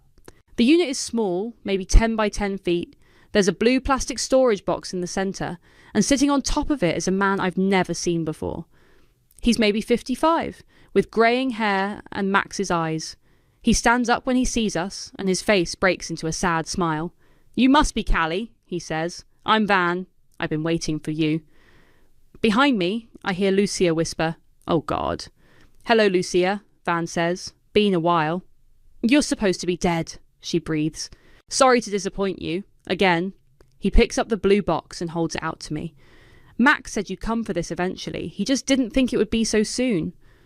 I take the blue box from Van with shaking hands. It's heavier than I expected, and I can hear papers rustling inside. Don't you dare open that, Lucia says, stepping forward. Whatever's in there is stolen property. Stolen from who? Van asks. The family trust you've been emptying for years. You don't know what you're talking about. I know exactly what I'm talking about. I have copies of everything, Lucia.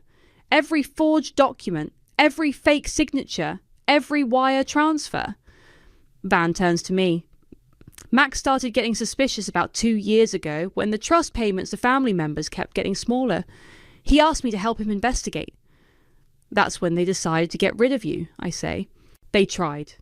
Planted evidence in my apartment, paid off witnesses, destroyed my reputation. But they made one mistake. They didn't destroy all the financial records. Lucia is backing toward the cars. This is ridiculous. Van, you're a convicted felon. Charges that were dropped when the witness recanted, Van says calmly. Funny how people change their stories when they stop getting paid. What? Zlata's voice cracks. The charges were dropped?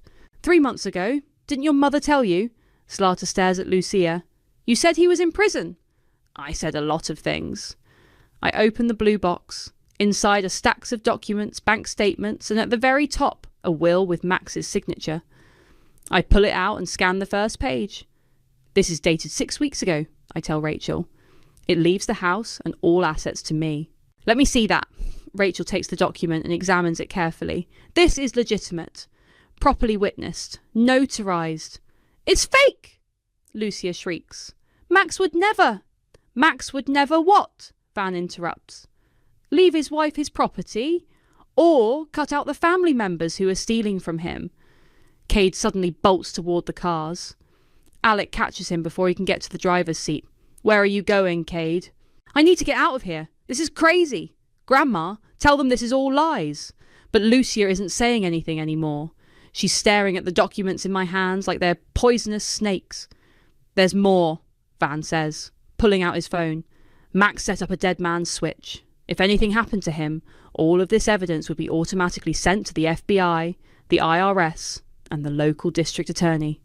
"You're bluffing," Zlata says. "Am I?" Van shows her his phone screen. "I can trigger it right now, one button, and every law enforcement agency in the state gets a complete file on your family's activities." "Don't," Lucia says quickly. "Please." "Why shouldn't I? You destroyed my life. You killed my nephew." "We didn't kill Max," Alex says. "He had a heart attack." "Did he?" Van pulls out another document. "This is the coroner's report Max requested on himself." "That's impossible," Rachel says. "You can't request your own autopsy. You can request toxicology screening if you suspect you're being poisoned. Max started feeling sick about a month before he died. Dizzy spells, chest pains, nausea. He thought someone was drugging him." The storage unit goes dead silent. Even the traffic noise from the highway seems to fade away. "The report shows elevated levels of digitalis in his system," Van continues. "It's a heart medication that can cause cardiac arrest in high doses." "Oh my God," Rachel whispers. "Max never took heart medication," I say. "He was healthy." "But someone in the family had access to it," Van says, looking directly at Lucia. "Someone who's been taking it for years." Lucia's hand goes instinctively to her purse, where I can see the outline of a pill bottle. "This is insane," Zlata says, but she's backing away from her mother. "Mum, tell them this is insane." "I want a lawyer," Lucia says. "I am a lawyer," Rachel reminds her. "And right now, I'm advising you to start talking." I'm not saying another word. I pull out my phone and start recording. "Then I'll say it for you. You've been stealing from the family trust. When Max found out, you poisoned him. When that didn't work fast enough, you increased the dose until his heart gave out." "You can't prove any of that." "Actually, we can," Van says. "Max installed security cameras in the house 3 weeks before he died. Hidden ones. Everything's been recorded." Lucia's face goes completely white. "The cameras caught you putting pills in his coffee," Van continues. "Every morning for 2 weeks. That's impossible. I checked for cameras. You checked for the obvious ones. Max was smarter than you gave him credit for." Cade breaks free from Alec and runs toward the highway. Zlata starts after him, but Van blocks her path. "Nobody's going anywhere until the police get here," he says, holding up his phone. "I already called them. They should be here any minute." In the distance, I can hear sirens. "You have the right to remain silent," I tell Lucia. "But honestly, I hope you don't use it." The police cars pull into the storage facility with lights flashing but no sirens. 3 officers get out, led by a detective who looks like she's seen everything twice. "I'm Detective Martinez," she says, surveying our group. "Someone called about a murder." "That would be me," Van says, stepping forward. "Van Howard. I have evidence that my nephew was poisoned by his mother." Detective Martinez looks at Lucia, who's standing frozen by her car. "Ma'am, I'm going to need you to step over here." "I want my lawyer," Lucia says. "That's your right. But first, let's talk about what we have here." The detective looks at the documents spread out on the hood of Rachel's car. "These are financial records." "Bank statements showing embezzlement," Rachel explains. "Wire transfers to offshore accounts, forged signatures on trust documents. And this," Martinez picks up the coroner's report. "Toxicology results showing digitalis poisoning," Van says. "My nephew Max requested the test before he died because he suspected someone was drugging him." "Mom," Alex says quietly, "just tell them the truth." "Shut up, Alec." "No, I won't shut up anymore." Alec turns to the detective. "My mother has been taking heart medication for 10 years. She always carries it with her." "Alec, stop talking," Zlata hisses. "Why? So we can all go down with her?" Alec pulls out his phone. "I have text messages from Max. He was scared. He thought someone in the family was trying to hurt him." "Let me see those," Martinez says. While Alex shows her his phone, I notice Cade trying to sneak back from the highway. He's moving along the fence line, probably hoping no one will see him. "Cade!" I call out. "Get over here!" He freezes like a deer in headlights, then starts running again. One of the officers takes off after him. Why is he running? Martinez asks. Because he helped them launder money, I say. Max's video showed Cade processing wire transfers. What video? Van pulls out a tablet and shows her Max's recorded confession. While she watches, I keep an eye on Lucia and Zlata. They're whispering frantically to each other. Need to stick to the story, Lucia is saying. What story? There is no story anymore, Mom. They have everything. They have theories, no proof. They have bank records, toxicology reports, and video evidence, Zlata snaps. What more proof do they need? And Detective Martinez finishes watching the video and looks up. This is quite an accusation. Mr. Howard, you said there are security cameras in the house? Hidden cameras that Max installed. They should show everything. We'll need to examine those. Mom, she turns to Lucia, I'm going to need you to come with us for questioning. I told you I want my lawyer. And you'll get one. But right now, you're under arrest for suspicion of murder. The officer who chased Cade comes back, dragging him by the arm. Caught him trying to climb the fence. I didn't do anything, Cade protests. I just processed some transfers. I didn't know what they were for. Cade, shut up, Zlata says. No, I'm not going to jail for you people. He turns to Detective Martinez. I have records of everything. Bank routing numbers, amounts, dates. I kept copies because Grandma said I might need them for taxes. Lucia's face goes from white to grey. You kept copies? Of course I kept copies. I'm not stupid. Actually, you kind of are, I say. Smart people don't help their grandmothers commit murder. I didn't help with any murder. I just moved money. Money you stole from the family trust, Martinez says. That's still a felony. While they're putting handcuffs on Lucia, Zelaya makes a break for it. She gets about 10 feet before the second officer tackles her to the ground. Really? Martinez shakes her head. Running just makes you look guilty. I am guilty. Zlata screams from the asphalt. We're all guilty, but I didn't kill Max. That was all her idea. Zlata, you stupid. Lucia starts, but Martinez cuts her off. Mom, anything you say can and will be used against you in court. I know my rights. Good, because you're going to need them. They load Lucia and Zlata into separate police cars. Cade gets his own car since he's cooperating. Before they drive away, Martinez comes over to me. We'll need you to come in and give a statement, all of you. Of course. And we'll need access to that house to examine the security footage. I pull the house keys out of my pocket. It's my house now. Search away. Martinez takes the keys and looks at the will Rachel is still holding. That's been authenticated. I'll have it filed with the court tomorrow, Rachel says, along with a motion to freeze all the family assets pending investigation. Good thinking. Martinez hands me her card. Call me if anyone else tries to intimidate you. I don't think that's going to be a problem anymore. As the police cars drive away, Van puts his hand on my shoulder. Max would be proud of you. I couldn't have done it without his planning. Or your help. That's what family does. We protect each other. Alec walks over, looking shell-shocked. Callie, I'm sorry. I should have stood up to them sooner. You stood up when it mattered. What happens now? I look at the blue box full of evidence. The will that makes me Max's heir, and the keys to my house in my hand. Now we go home, I say, and we figure out how to clean up the mess they made. The house feels different when I walk through the front door. Quieter, like it's finally mine. Van and Alec follow me into the living room, where the memorial slideshow equipment is still set up. The takeout containers from yesterday are still on the coffee table, cold and forgotten. I should clean this up, I say. Leave it, Van says. The police will want to see everything exactly as it was. My phone rings. It's Detective Martinez. We found the cameras, she says. Max hid them in the smoke detectors. We've got clear footage of Lucia putting pills in his coffee cup every morning for 2 weeks. How clear? Clear enough that her lawyer is already talking about a plea deal. I sink into Max's favourite chair. What kind of deal?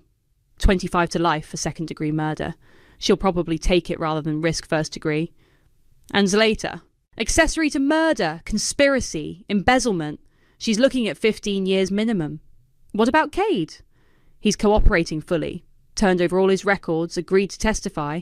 He'll probably get probation and community service. After I hang up, Alex sits down across from me. I keep thinking about all the signs I missed. Max trying to tell us something was wrong, Mom acting strange, the way she kept pushing you out. You weren't supposed to see her, Van says. Lucia is a master manipulator. She's been controlling this family for decades. Not anymore, I say. There's a knock at the door. Rachel walks in carrying a briefcase and looking exhausted. The will has been filed and accepted by the court, she announces. The house is officially yours, Callie. So are Max's bank accounts, his business, and his share of the family trust. What's left of the trust? More than you'd think. Lucia was stealing, but she was also paranoid about getting caught. Most of the money is still recoverable. What happens to the other family members? The aunts and cousins who weren't involved? They'll get their share once we sort out what's legitimate and what's stolen. Van pulls out a folder. I've been working on that. Max and I documented everything over the past 2 years. We know exactly where every dollar went. You two really planned this out. Max knew his mother would try something when he married you. He just didn't think she'd go as far as murder. The doorbell rings. Through the window, I can see a news van pulling up outside. Great, I mutter. The media found out. Do you want to talk to them? Rachel asks. Actually, yes, I do. I walk outside to where a reporter is setting up with her cameraman. She's young, maybe late 20s, with the kind of aggressive energy that comes from chasing big stories. Mrs. Callie, I'm Jennifer Walsh from Channel 7 News. Can you comment on the arrests of your mother-in-law and sister-in-law? I can comment on justice being served, I say. My husband Max was murdered by his own mother for money. She poisoned him slowly over 2 weeks while pretending to comfort me in my grief. The family has released a statement claiming these are false accusations. The family can claim whatever they want. The police have video evidence, financial records, and toxicology reports. The truth speaks for itself. What's next for you? I look back at the house, where Van and Alec are watching from the window. I'm going to honour my husband's memory by making sure his family's victims get justice. Max left behind evidence of years of financial crimes. Every person they stole from, every life they destroyed deserves to know the truth. Are you planning to sue the family? I'm planning to make sure they can't hurt anyone else. After the reporter leaves, I go back inside. Van is making coffee in the kitchen, the same kitchen where Lucia threatened me just days ago. You handled that well, he says. Max always said I was stronger than I looked. He was right. Alec appears in the doorway. Callie, I know this doesn't make up for anything, but I want you to know that some of us really did love Max. And we're grateful he found you. Thank you. I also want you to know that I'm testifying against Mom and Zlata. Whatever they did, I'm not covering for them anymore. That means a lot. My phone buzzes with a text from an unknown number. Thank you for exposing them. They destroyed my father's business 10 years ago, and Sarah M. Then another. My aunt lost her house because of their lies. Justice at last. Mike R. And another. You're braver than you know. A friend. I show the messages to Van and Alec. Max would be proud, Van says. I hope so. I walk over to the mantel where Max's ashes sit in a simple wooden urn. Next to it is our wedding photo, both of us laughing, completely happy, completely unaware of what was coming. I kept my promise, I whisper to the photo. I didn't let them win. Behind me, Van and Alec are talking quietly about funeral arrangements for the family's reputation, about making amends to the people Lucia hurt, about rebuilding trust. But I'm not listening anymore. I'm looking at Max's face in the photo, remembering his voice from the video. Don't let them win. They didn't win. They lost everything.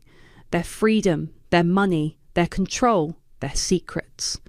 And I'm still here, in our house, wearing his ring, carrying on his fight for justice. That's victory enough. I watched them bury my father on a Tuesday morning, and by Tuesday night, my own mother was handing me an eviction notice.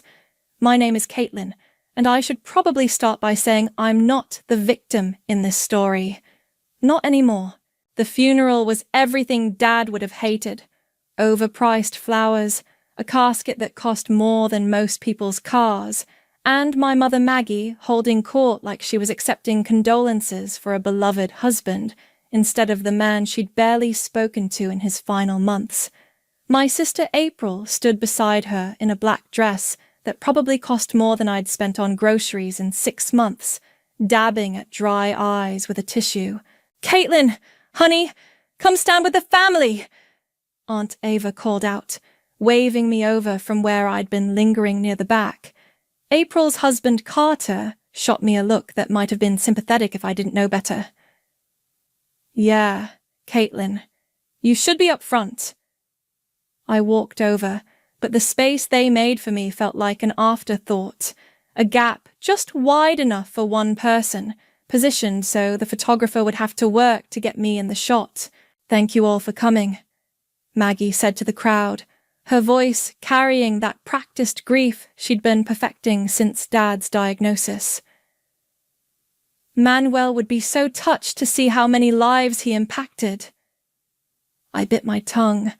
Dad would have wanted a quiet service with maybe 10 people. He'd told me so, during one of those late nights when it was just him and me and the sound of his oxygen machine. He was such a devoted family man, April added, reaching over to squeeze Maggie's hand. Always putting his wife and daughters first. The irony wasn't lost on me. For the past 2 years while Dad was dying, it had been just me putting him first. Me who quit my nursing job to care for him full-time. Me who learned to operate medical equipment, manage his medications, and hold his hand through the worst of it. April had visited maybe 6 times in 2 years, always with an excuse about work or the kids or Carter's schedule. Maggie had been physically present but emotionally checked out, spending most of her time planning what she'd do after. "Caitlin was such a help," Maggie continued, and I could hear the dismissal in her tone. The way you'd thank a hired caregiver. "We're so grateful she could put her life on hold to be here." Put my life on hold, like caring for my dying father was some kind of inconvenience I'd graciously agreed to handle. The service dragged on. People shared memories of Dad that sounded like they were talking about a stranger. His golf buddies mentioned games I'd never heard of. His business associates talked about deals that happened decades ago. Nobody mentioned how he'd started keeping a journal in his final months, writing letters to people he wanted to thank. Nobody talked about how he'd spent hours teaching me to manage his affairs, walking me through every document and account with the patience of a man who knew his time was running out. After the burial, everyone came back to the house, Dad's house, where I'd been living for 2 years, the house where I'd set up a hospital bed in the living room and learned to sleep with one ear open in case he needed help in the night. People filled the rooms, eating catered food and sharing stories. I moved through them like a ghost, accepting hugs and condolences that felt hollow. My friend Lexis found me in the hallway. "How are you holding up?" she asked, and I could tell she actually wanted an answer. "I'm fine," I said, which was true in the most technical sense. "What's next for you? Are you going back to nursing?" Before I could answer, April appeared at my elbow. "Caitlin, Mom wants to see you in the kitchen. Family meeting." Lexis squeezed my arm. "Call me later, okay?" I followed April through the crowd. Maggie was waiting by the kitchen island, still in her funeral dress but with her shoes kicked off. She looked tired, but there was something else in her expression, something that looked almost like relief. "Sit down, honey," she said, gesturing to one of the bar stools. I remained standing. "What's this about?" April pulled a folded paper from her purse and set it on the counter between us. "We need to talk about living arrangements." I looked down at the document. It was an eviction notice, filled out in April's careful handwriting, dated today. "You're evicting me," I said. Not a question. "It's not personal," Maggie said quickly. "It's just that with your father gone, things need to change. April and Carter are thinking about moving back to help me manage everything, and there's not room for all of us." April finished. "You understand?" I picked up the notice and read it carefully. 24 hours to vacate. I set it back down, and looked at both of them, my mother and my sister, standing there in their funeral clothes, telling me I had one day to pack up my life and leave the house where I'd spent 2 years caring for the man they'd barely bothered to visit. 24 hours, I repeated. I know it seems fast, Maggie said, but we really need to start fresh. You understand? I nodded slowly, and something in my expression must have reassured them, because April actually smiled. I'm glad you're being reasonable about this, she said. We were worried you might make things difficult. I folded the eviction notice in half and slipped it into my pocket. Then I walked to the kitchen drawer where Dad had always kept important papers and pulled out a manila folder. You know what? I said, setting the folder on the counter. I think we should definitely talk about living arrangements. I opened the folder and pulled out the first document. The paper was crisp, official, with the law firm's letterhead at the top.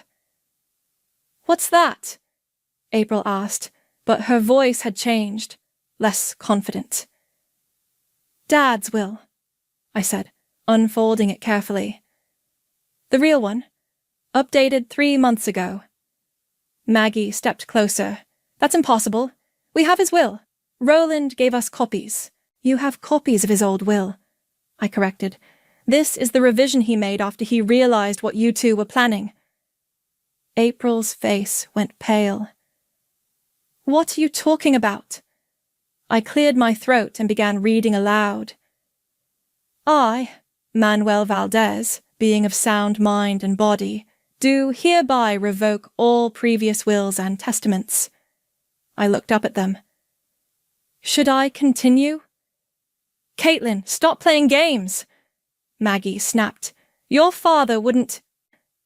To my daughter Caitlin, who sacrificed her career and personal life to care for me in my final years, I leave the entirety of my estate. I kept reading, my voice steady. This includes the family home, all bank accounts, investment portfolios, and business interests. The silence stretched between us. April was staring at the document like it might burst into flames. That's not legal, she said finally. You can't just... Dad wouldn't cut us out completely. I flipped to the second page. To my wife, Margaret, and daughter April, who chose to prioritize their own interests during my illness, I leave the sum of $1 each to ensure this will cannot be contested on grounds of oversight. Maggie sank onto one of the bar stools. He wouldn't do this to us. Oh, but there's more. I pulled out another document. See, Dad also transferred ownership of this house to me 6 months ago. It's not even part of the estate anymore. It's already mine. April lunged forward, trying to grab the papers. Let me see those. I stepped back, holding the documents out of reach. Careful. These are the originals. This is insane, April said, her voice rising. You manipulated him. You isolated him from his family and... I isolated him. I laughed, and it came out sharper than I intended. April, you visited 6 times in 2 years. 6. I counted. I was busy. I have a family, responsibilities. So did I. I had a job, a life, a boyfriend who got tired of coming second to Dad's medical appointments. I set the documents back in the folder. But I chose to be here, every day, every night. Maggie was shaking her head. There has to be a mistake. Your father loved us. He wouldn't... He loved you. I agreed, but he also saw you, both of you, planning what you'd do with his money while he was still alive, talking about selling the house, liquidating his investments. We never... April started. You did it right in front of him, I continued. You thought because he was sick, he wasn't paying attention, but he heard every conversation about how much the house was worth, every discussion about which of his things you wanted to keep. Carter appeared in the doorway. Everything okay in here? People are starting to leave. Carter, April said, her voice desperate. Tell her this is crazy. Tell her she can't just...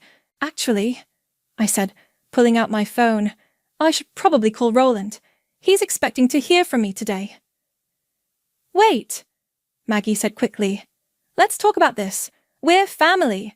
We can work something out. I dialed the number. Roland picked up on the second ring. Caitlin, how did everything go today? Hi, Roland. I'm here with Mom and April. They just served me with an eviction notice. I could hear him sigh. 24 hours? That's right. Well, I suppose it's time then. Are you ready to proceed? I think so. Good. I'll be there within the hour with the documentation. And, Caitlin, the security system is already active. Everything's being recorded. I hung up and looked at my family. Roland's on his way. He's bringing copies of everything for your records. Security system? Carter asked. Dad had cameras installed last month. Motion-activated cloud storage. He wanted to make sure there was a record of everything that happened in his final weeks. I smiled. Funny thing about those cameras, they pick up audio too. April's face had gone from pale to grey. You're bluffing, am I? Want to test that theory? I walked over to the kitchen window and pointed to a small device mounted under the eave. That one has a perfect view of the driveway. Great footage of you and Mom going through Dad's car last week, looking for his spare keys to the safe deposit box. Maggie stood up abruptly. This is ridiculous. We're contesting this, Will. We'll fight it. With what money? I asked. Because according to these bank statements, the accounts you thought were nearly empty, Dad moved that money into a trust that I control. I pulled out the final document. The Caitlin Valdez Trust, established to ensure the care and comfort of Manuel Valdez during his final illness, and to provide for his primary caregiver thereafter. April was staring at me like she'd never seen me before. You planned this. I didn't plan anything. Dad planned this. I just listened when he explained it to me. I closed the folder. So, here's what's going to happen. You have 24 hours to pack your things and leave. Both of you. We live here too, Maggie protested. No, you don't. You live in the guest room of my house, and your invitation has been revoked. Carter cleared his throat. Maybe we should all take a step back. Carter, with all due respect, this doesn't concern you. I looked at April. Unless you want to make it concern him, because I'm pretty sure Dad's cameras caught some interesting conversations between you two about his medication schedule. The colour drained from Carter's face. 24 hours, I repeated. Roland will be here soon to make it official. The next hour was chaos. April paced the kitchen like a caged animal, while Maggie sat at the counter with her head in her hands. Carter had disappeared, probably calling someone, his lawyer, maybe, or April's friends who might know what to do when your sister-in-law suddenly owns everything you thought was yours. This won't hold up in court, April said for the 5th time. Dad wasn't in his right mind. The cancer, the medication, he was lucid until the end, I said calmly. Roland made sure of that. There are medical records, witness statements. Witness statements from who? His doctors, his nurses. Me. I leaned against the counter. Funny thing about hospice care, they document everything. Every conversation, every decision. Dad was very clear about what he wanted. Maggie finally looked up. Caitlin, please. I know you're angry, but this is extreme. We're your family. Are we? because family doesn't plot to sell their dying father's house while he's still breathing. We never said we were selling the house. No, you said you were exploring options. April's exact words to that realtor who came by 3 weeks ago. April stopped pacing. You were listening to our phone calls? I was sitting right there. You just didn't notice me anymore. I pulled out my phone. Want me to play the recording? Dad's security system has excellent audio quality. The front door opened and Roland walked in, carrying a briefcase and looking like he'd rather be anywhere else. Ladies, he said, nodding to each of us. Carter. He'd found Carter in the living room, apparently. Roland, thank God, Maggie said, standing up. Please tell me this is all some kind of mistake. Roland set his briefcase on the counter and opened it. I'm afraid not, Margaret. Manuel was very specific about his intentions. But the will we have was superseded by this revision. Roland pulled out a thick stack of papers. Manuel came to my office 3 months ago with very clear instructions. He wanted to ensure Caitlin was protected and provided for. April crossed her arms. Protected from what? Roland glanced at me, then back at April. From being left homeless and penniless after sacrificing 2 years of her life. She wasn't sacrificing anything, April snapped. She was unemployed anyway. I quit my job, I said quietly. I had a good job at the hospital. Benefits, retirement plan, the works. I gave it up to take care of Dad. That was your choice. Yes, it was, and Dad appreciated it. Roland cleared his throat. Perhaps we should focus on the practical matters. Margaret April, you'll need to remove your personal belongings within 24 hours. We're not going anywhere, April said. We're contesting this will. That's your right, Roland agreed. But the house transfer happened 6 months ago. That's not part of the estate. Caitlin owns this property outright. Carter reappeared in the doorway. April, we need to talk. Not now, Carter. Yes, now. His voice was firm in a way I'd never heard before. Outside. They stepped onto the back patio, but their voices carried through the glass door. This is insane, April was saying. She can't just kick us out. Actually, she can, Carter replied. I called my brother. He's a real estate attorney. If she owns the house, we'll fight it. With what money? Our savings are tied up in the business, and if what she's saying about the bank accounts is true. Their voices dropped, but I could see April gesturing wildly while Carter shook his head. Roland was organizing papers on the counter. Caitlin, I need you to sign a few things. Transfer documents, account authorizations. I picked up the pen, but Maggie grabbed my wrist. Please, she said, and for the first time her voice broke. Don't do this. I know we haven't been perfect, but we're still your family. I looked down at her hand on my wrist.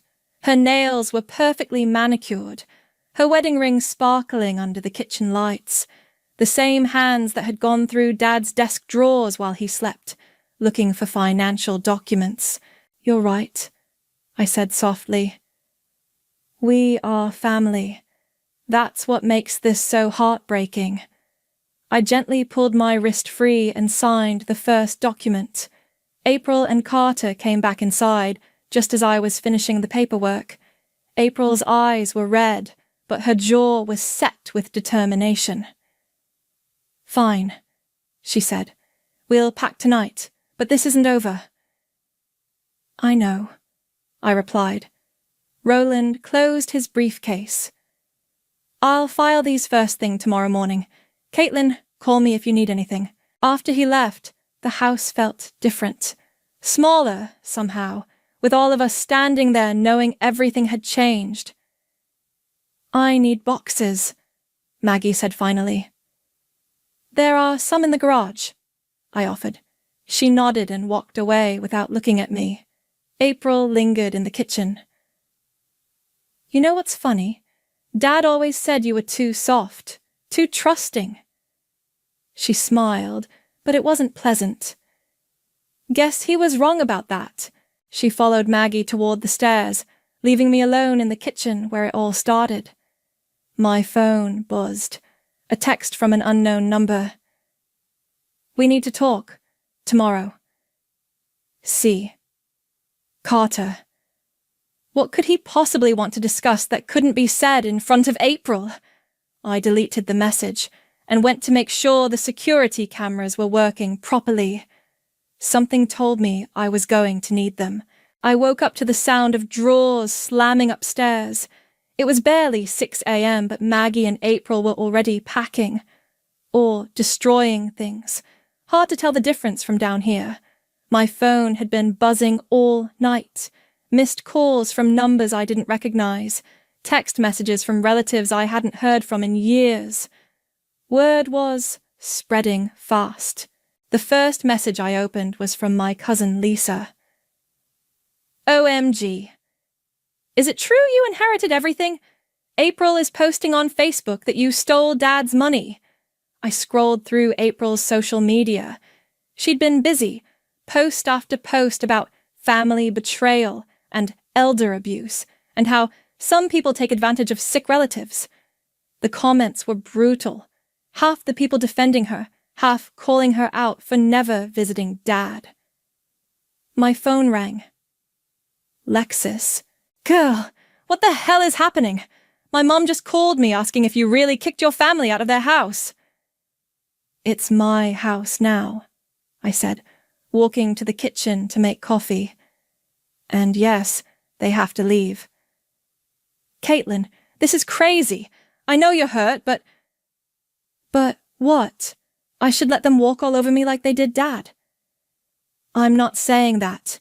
I'm saying maybe there's a middle ground here. Before I could answer, someone knocked on the front door. Through the window, I saw a woman in a business suit holding a clipboard. Lexus, I have to go. Someone's here. I opened the door to find a private investigator. Her badge read, Martinez Investigations. Caitlin Valdez, I'm Detective Martinez. I'd like to ask you a few questions about your father's care during his final months. My stomach dropped. Who hired you? I'm not at liberty to say. May I come in? Do you have a warrant? This is just a preliminary inquiry. We've received allegations about potential elder abuse, financial manipulation. Get off my property. Ms. Valdez, it would be better if we could discuss this civilly. I started to close the door, but April appeared at the top of the stairs. Detective Martinez, I'm April Owens. We spoke on the phone. The investigator looked between us. Perhaps we could all sit down and... No, I said firmly. You can speak to my lawyer, Roland Flores. Now get off my property before I call the police. Martinez handed me a card. We'll be in touch. After she left, April came downstairs with a satisfied smirk. Really, April? A private investigator? You forced my hand. If you won't be reasonable, I'll find another way to prove Dad wasn't competent when he changed his will. Good luck with that. My phone rang again. This time it was Aunt Eva. Caitlin, honey, I just heard the most disturbing news. Is it true you're evicting your mother? It's true. Oh, sweetheart, I know you're grieving, but this isn't what your father would have wanted. Actually, it's exactly what he wanted. He planned all of this. I'm coming over. We need to talk. She hung up before I could object. 20 minutes later, Eva was at my door with Maggie right behind her. They pushed past me into the living room. Sit down, Caitlin, Eva said in her teacher voice. We're going to sort this out. There's nothing to sort out. There's everything to sort out. Maggie's voice was shrill. You can't just destroy this family because you're angry. I'm not destroying anything. I'm protecting what Dad built. Ava sat on the couch and patted the cushion next to her. Come here, honey. Let's talk about this rationally. I remained standing. There's nothing irrational about following Dad's wishes. Your father was sick, Caitlin. People make poor decisions when they're dying. They get paranoid, suspicious. He wasn't paranoid. He was observant. April came downstairs carrying a box. She set it down and pulled out her phone. What are you doing? I asked. Documenting everything, for the lawyers. She started recording. This is April Owens, and I'm being illegally evicted from my family home by my sister, who manipulated our dying father into changing his will. Turn that off. It's a free country. I can record whatever I want. I walked over and stood directly in front of her phone. You're recording in my house without permission. That's illegal. It's not your house. Actually, it is. I pulled out my phone and called 911. I need to report trespassing. Caitlin, hang up, Eva said sharply. This is ridiculous, Maggie said. We're your family. The 911 operator answered. 911, what's your emergency? I have people in my home who refuse to leave. I've given them notice, and they're now recording me without consent. April stopped recording. Officers are on their way, the operator said. I hung up and looked at the 3 women in my living room. You have 5 minutes to get out before the police arrive. You're making a mistake, Ava said, standing up. This kind of vindictiveness will eat you alive. Maybe, but at least I'll be eating it in my own house. Maggie started crying. I don't understand how you became so cold. I learned from the best, I replied. They left just as the police cars pulled up. Through the window, I watched Eva put her arm around Maggie while April loaded boxes into Carter's truck. My phone buzzed. Another text from Carter. The investigator found something. We need to talk before this gets worse. I stared at the message. What could they possibly have found? Dad and I had been careful about everything. Every decision was documented, every conversation witnessed. But as I watched them drive away, I couldn't shake the feeling that this was just the beginning. 3 days later, they were back. I was in Dad's office, going through his desk drawers, when I heard car doors slamming in the driveway. Through the window, I saw April and Carter unloading suitcases from their truck. I called Roland immediately. They're back, I said. April and Carter just pulled up with luggage. Did you change the locks? Yesterday. Good. Don't let them in. I'll call the police. But before I could hang up, I heard the back door open. They had a key I'd missed. Caitlin, April called out. We're home. I stayed on the line with Roland as I walked toward the kitchen. April was standing by the counter, arms crossed, while Carter carried boxes through the door. You need to leave, I said. Now. Actually, we don't. April pulled out a folded paper. Temporary restraining order. You can't evict us until the will contest is resolved. I grabbed the document and scanned it quickly. It looked official, but something felt off. Roland, they're claiming they have a restraining order. That's impossible. I would have been notified. Let me see it. I took a photo of the document and sent it to him. Caitlin, this is fake. The case number doesn't exist, and the judge's signature is forged. Did you hear that? I said loudly, making sure April could hear. My lawyer says your restraining order is fake. April's face went pale, but she didn't back down. It's not fake. Call the courthouse yourself." "I'm calling the police," I said, dialing 911 again. Carter dropped the box he was carrying. "April, maybe we should—" "No, we're not leaving." April walked to the living room and sat down on the couch. "This is our family home, too." The police arrived within 10 minutes.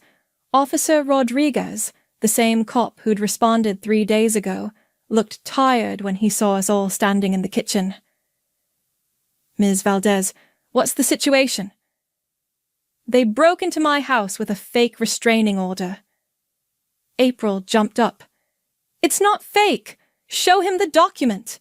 Officer Rodriguez examined the paper, then called it in to the station. After a few minutes, he handed it back to April. "Ma'am, this document is fraudulent. You need to leave the premises immediately." "This is insane!" April shouted. "She's stolen our inheritance and now she's having us arrested." "Mom, please lower your voice." "I will not lower my voice. This is my father's house." Carter grabbed April's arm. "April, stop. Let's just go." She shook him off and turned to face me. "You think you've won? You think Dad's money is going to make you happy?" "I think Dad wanted me to have it, and that's enough." "Dad was a cheater!" April screamed. "He had an affair for 15 years. Mom knew, we all knew, but we kept quiet to protect the family." The room went silent. Even Officer Rodriguez looked uncomfortable. "That's not true," I said quietly. "Ask her!" April pointed at Maggie, who had just walked through the back door. "Tell her, Mom. Tell her about Dad's little secretary and their weekend trips." Maggie's face crumpled. "April, don't!" "Why not? She wants to play games with the family secrets? Let's play!" April was crying now, but her voice was vicious. "Dad wasn't the saint you think he was, Caitlin. He was a liar and a cheater, and maybe that's why he left you everything. Guilt money." I felt like I'd been slapped. "Get out. The truth hurts, doesn't it?" "Get out!" Officer Rodriguez stepped between us. "That's enough. Ma'am, you and your husband need to leave now, or I'm arresting you for trespassing and document fraud." Carter was already heading for the door. "Come on, April. We're done here." "This isn't over," April said, but she followed him out. Maggie lingered in the doorway. "Caitlin, Don't," I said. "Just don't." After they left, I sat alone in the kitchen, staring at the fake restraining order April had left on the counter. My hands were shaking. Officer Rodriguez cleared his throat. "You okay, ma'am?" "Fine." For what it's worth, family disputes like this, they get ugly. People say things they don't mean. After he left, I went back to Dad's office and sat in his chair. The desk drawer was still open from when I'd been searching earlier. I reached inside and felt around the back corner, where Dad always hid things he didn't want Mom to find. My fingers found an envelope taped to the underside of the drawer. Inside was a letter in Dad's handwriting, dated just 2 weeks before he died. "Caitlin, if you're reading this, it means they've started telling lies about me to hurt you. Don't believe them. Your mother is angry because I stopped giving her access to the accounts after I caught her, and April planning to sell everything while I was still alive. The affair she'll probably mention was a business relationship with my accountant, Linda, who helped me set up your trust without your mother's knowledge. I have the receipts and emails to prove it. Check the safe deposit box. I love you, and I'm proud of you." Dad, at the bottom, he'd written, "P.S. The cameras caught everything. Check the footage from March 15th. I pulled up the security system on my laptop and scrolled back to March 15th. There it was, clear video of April and Maggie in this very office, going through Dad's files while he slept upstairs. But that wasn't the worst part. The worst part was the audio of them discussing how much longer they thought he had to live, and whether they should speed things up by adjusting his medication schedule. My phone rang. It was Carter. "We need to meet," he said. "There are things about April you don't know, things that could send her to prison." I met Carter at a coffee shop 20 minutes away from the house. He was already there when I arrived, sitting in a corner booth with his hands wrapped around a cup like he was trying to warm himself. "Thanks for coming," he said as I sat down. "What do you want, Carter?" He looked around the coffee shop, then leaned forward. "I need to show you something, but first you have to promise me you won't go to the police until we figure out how to handle this."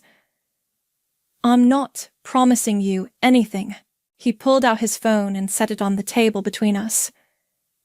"April doesn't know I have this." He pressed play on a voice recording.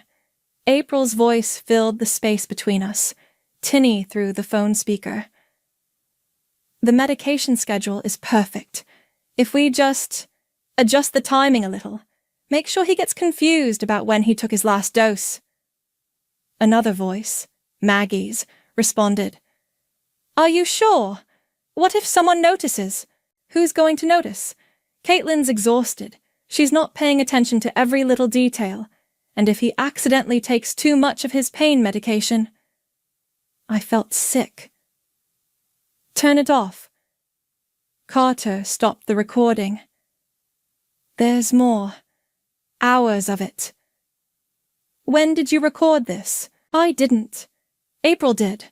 She was documenting everything, planning to use it against you somehow. She thought she was being smart, keeping records." He ran his hands through his hair. "I found the recordings on her laptop last night." "Why are you showing me this?" "Because I can't live with it anymore. I thought she was just being greedy, fighting over money. I didn't know she was talking about..." He couldn't finish the sentence. "About killing him. I don't think she actually did anything. The recordings are from weeks before he died, and his death was natural. The hospice nurses confirmed it." "But she was planning it." "Yes." I stared at the phone. "What do you want from me?" "I want to make a deal. I'll give you all the recordings, everything April documented, in exchange for your promise that you won't press charges against me." "What charges? You didn't do anything." "I knew, Caitlin. Maybe not the details, but I knew April was planning something. I should have stopped her." "Why didn't you?" He was quiet for a long moment. "Because I was scared of her. I know how that sounds, but April, when she's angry, she's dangerous. And I thought maybe if she got the inheritance, she'd calm down, be happy." "So you were willing to let her steal from me to keep her happy?" "Yes." He met my eyes. "I'm not proud of it, but yes." I picked up his phone. "I want copies of everything. I'll email them to you tonight. And I want you to testify if this goes to court." "Caitlin." "Those are my terms. You give me everything. You testify against April if needed, and I won't press charges against you for conspiracy." He nodded slowly. "Okay. One more thing. Where is April now?" "At her sister-in-law's house. She's not taking this well. She's been drinking, making threats." "What kind of threats?" "She says she's going to ruin you. Post everything online. Tell everyone you manipulated your dying father. She's already started calling your old co-workers, telling them you were stealing from patients."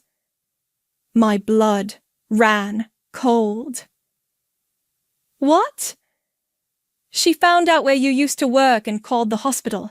Told them you were under investigation for elder abuse and that they should check their medication logs from when you worked there. I stood up so fast I knocked over my chair. She's trying to destroy my nursing license. I'm sorry, I tried to stop her, but you're scared of her. I grabbed my purse. Send me those recordings tonight, Carter. All of them. I was halfway to my car when my phone rang. It was Lexi's. Caitlin, what the hell is going on? I just got a call from someone claiming to be a private investigator, asking about your character. April's trying to destroy my reputation. This is getting out of hand. You need to stop this before it gets worse. I'm not the one who needs to stop anything. I hung up and drove straight to Roland's office. His secretary said he was with a client, but I told her it was an emergency. Caitlin, what's wrong? Roland asked when I burst into his office. April's been planning to kill Dad. I have recordings. The color drained from his face. Sit down. Tell me everything. I explained about Carter, the recordings, April's campaign to destroy my reputation. Roland took notes, asked questions, made phone calls. We need to go to the police, he said finally. What about the will contest? This changes everything. If April was planning to harm your father, her claim to the inheritance becomes criminal conspiracy. The court will throw out her case immediately. And if she's already damaged my nursing license, we'll deal with that too. But first, we need to get these recordings to the authorities.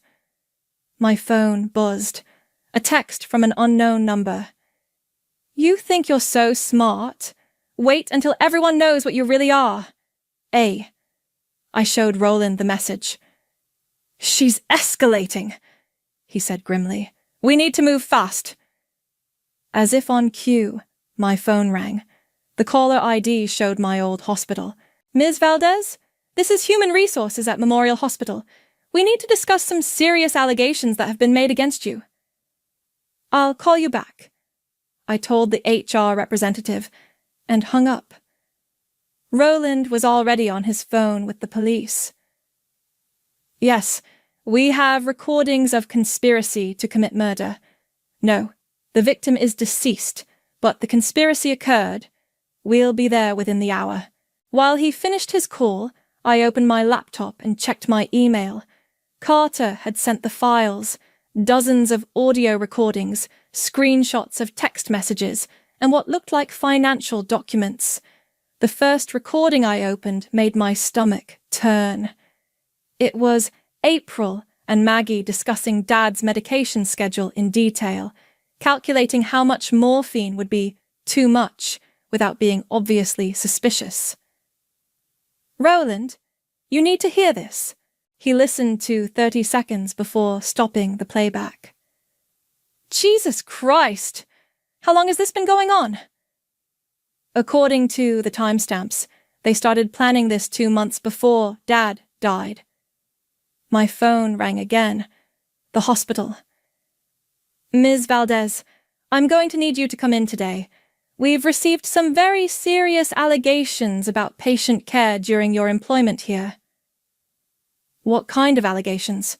Medication theft, falsifying records, and inappropriate relationships with terminal patients' families. That's all lies. I can prove it. I hope so, because we've also been contacted by the State Nursing Board. Your license is under investigation. I hung up and looked at Roland. She's trying to destroy everything. We stop this now. Let's go to the police station. 20 minutes later, we were sitting in Detective Williams' office, watching him listen to the recordings with increasing horror. This is attempted murder, he said finally. Even if they didn't follow through, conspiracy to commit murder is a felony. What happens now? I asked. We arrest them. Both of them. He stood up. Do you know where they are? April's at her sister-in-law's house. I don't know about my mother. We'll find them. In the meantime, I need you to stay available. You'll probably need to testify." As we left the police station, Roland's phone rang. "It's the courthouse," he said, answering. "Roland Flores. What? When?" "No, that's impossible." He hung up, looking confused. "What's wrong?" "The judge just dismissed April's will contest. Apparently she withdrew her petition this morning." "Why would she do that?" My phone buzzed. A text from April. "Check your email. You win. But you'll pay for this." I opened my email and found a message from April with a single attachment, a bank statement showing a transfer of $50,000 from an account I didn't recognize to my personal checking account, dated yesterday. "Roland, look at this." He studied the screen. "This is fake. Someone's trying to make it look like you bribed April to drop the contest." "She's setting me up." Another email arrived, this one from a local news reporter. "Ms. Valdez, we'd like to interview you about the allegations of elder abuse and bribery in your father's estate case. Can you comment on the $50,000 payment to your sister?" "She sent this to the media," I said, showing Roland. "This is harassment. We're getting a restraining order." But before we could leave for the courthouse, Detective Williams called. "We have a problem. April and Margaret aren't at the address you gave us. The sister-in-law says they left this morning with suitcases." "They're running?" "Looks like it. We've issued warrants, but they had a head start. I drove home feeling like the walls were closing in. April had managed to escape arrest while simultaneously destroying my reputation. My phone hadn't stopped ringing.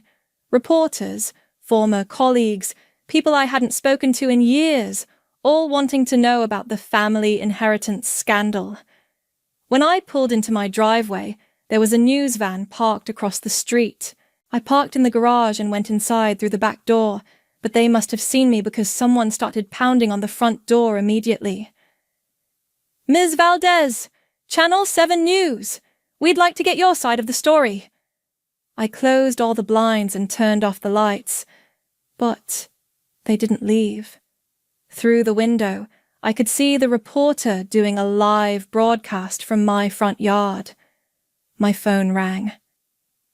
Carter. "Caitlin, I'm sorry. I tried to stop her, but she found out I gave you the recordings. Where is she?" "I don't know. She took money from our joint account and disappeared, but she left something for you." "What?" "A package. She made me promise to deliver it if anything happened to her." "Bring it over." "I can't. There are news vans everywhere. Can you meet me?" An hour later, I snuck out the back door and walked 3 blocks to meet Carter at a gas station. He handed me a manila envelope. "She said to tell you this was Dad's real secret. The one thing he never told you.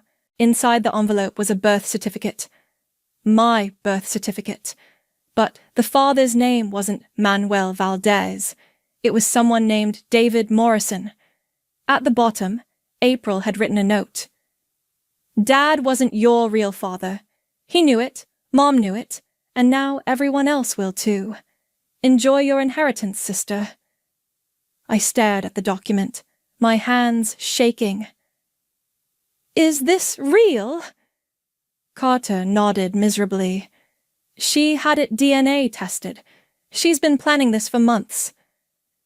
"So everything Dad left me, legally, it doesn't matter. He adopted you when you were 2. You're still his daughter in the eyes of the law." "But not in blood." "No." I folded the birth certificate and put it back in the envelope. "Where did she get this?" "Your mom's safety deposit box. April had a key." My phone buzzed. Another text from April. "Check the news in 1 hour. Everyone's going to know what you really are." I looked at Carter. "She's going to release this publicly. I'm sorry, Caitlin. I tried to stop her. No, you didn't. You helped her plan this whole thing. He didn't deny it. I walked back to my house, past the news vans, past the reporters shouting questions. I went straight to Dad's office and sat in his chair.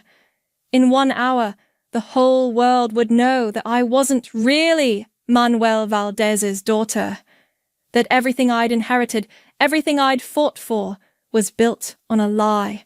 But as I sat there, surrounded by Dad's things, I realized something April hadn't counted on. I didn't care. I called a press conference, not because I had to, but because I wanted to. I set it up in Dad's living room, opened the front door, and invited every reporter who'd been camping on my lawn to come inside. "Thank you all for coming," I said, standing in front of the fireplace where Dad's ashes sat in their urn.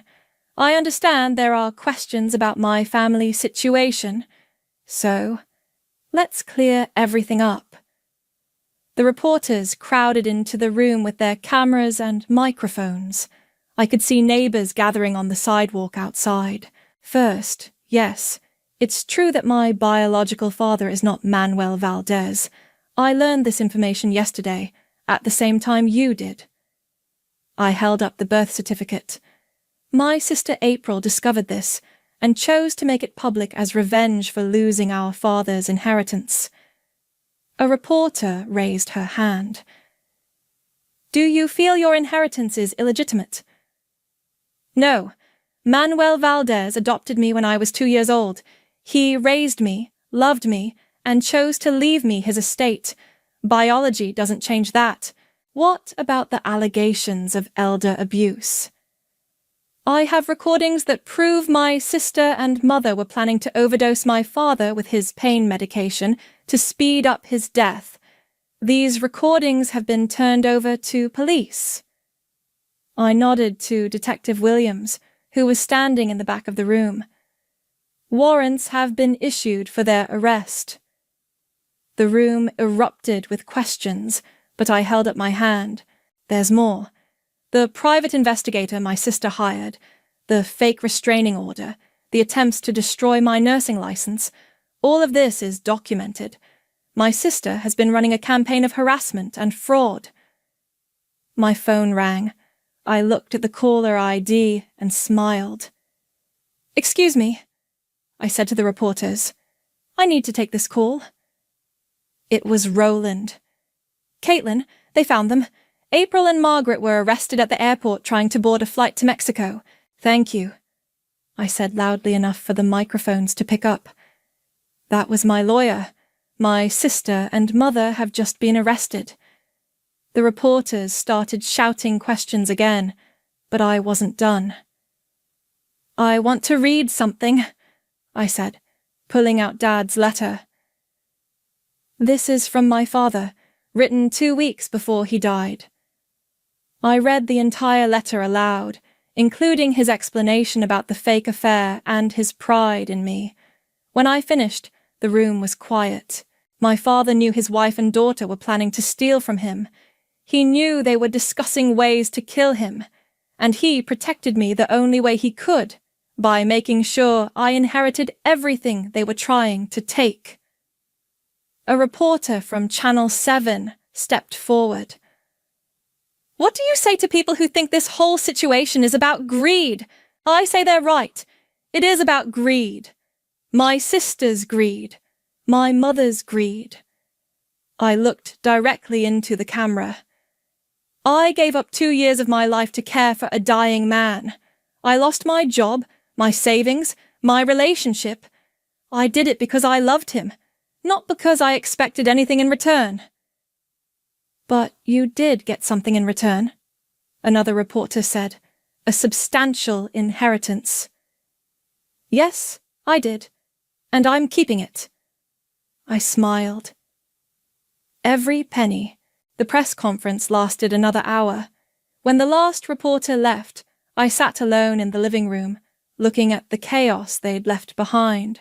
Overturned furniture, coffee stains on the carpet, muddy footprints everywhere. Lexi's knocked on the door.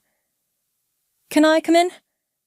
"It's unlocked," She stepped inside and looked around. Well, that was something. Did you watch it? Everyone watched it. It's already trending on social media. She sat down next to me. How do you feel? Tired? Are you okay with everyone knowing about your biological father? I shrugged. Manuel was my real father. The man who donated sperm 32 years ago was just a stranger. What happens now? Now I clean up this mess and figure out what to do with the rest of my life. And April and your mom? They'll go to prison. Conspiracy to commit murder, fraud, harassment. Roland says they're looking at serious time. Lexis was quiet for a moment. Do you feel bad about it? No. I looked at Dad's urn on the mantel. They made their choices. My phone buzzed, a notification that I had a new message on the family estate's social media page. Someone had shared my press conference video with the caption, "This is how you handle family betrayal. Respect." The comments were overwhelmingly supportive, people sharing their own stories of family greed, of being taken advantage of by relatives, of standing up for themselves against impossible odds. "Look at this," I said, showing Lexis the screen. She scrolled through the comments. "You've started something." Good. That evening, after Lexis left and the house was quiet, I sat in Dad's office and opened my laptop. I started typing, "My name is Caitlin, and I want to tell you about the day I inherited everything and lost my family. Some of you might think I'm the villain in this story. Others might think I'm the hero. The truth is, I'm neither. I'm just someone who refused to be a victim." I wrote for hours, telling the whole story from the beginning. The funeral, the eviction notice, the will, the recordings, everything. When I finished, I posted it online with the title, "How I Discovered My Family Was Planning to Murder My Father." Within minutes, it had dozens of comments. Within hours, thousands. People sharing their own stories, offering support, asking questions. I closed the laptop and walked to the kitchen, where this all started 3 days ago. The eviction notice was still on the counter where April had left it. I picked it up, walked to the fireplace, and threw it into the flames. "Thanks, Dad," I said to the urn on the mantel. "For everything." Outside, the news vans were finally gone.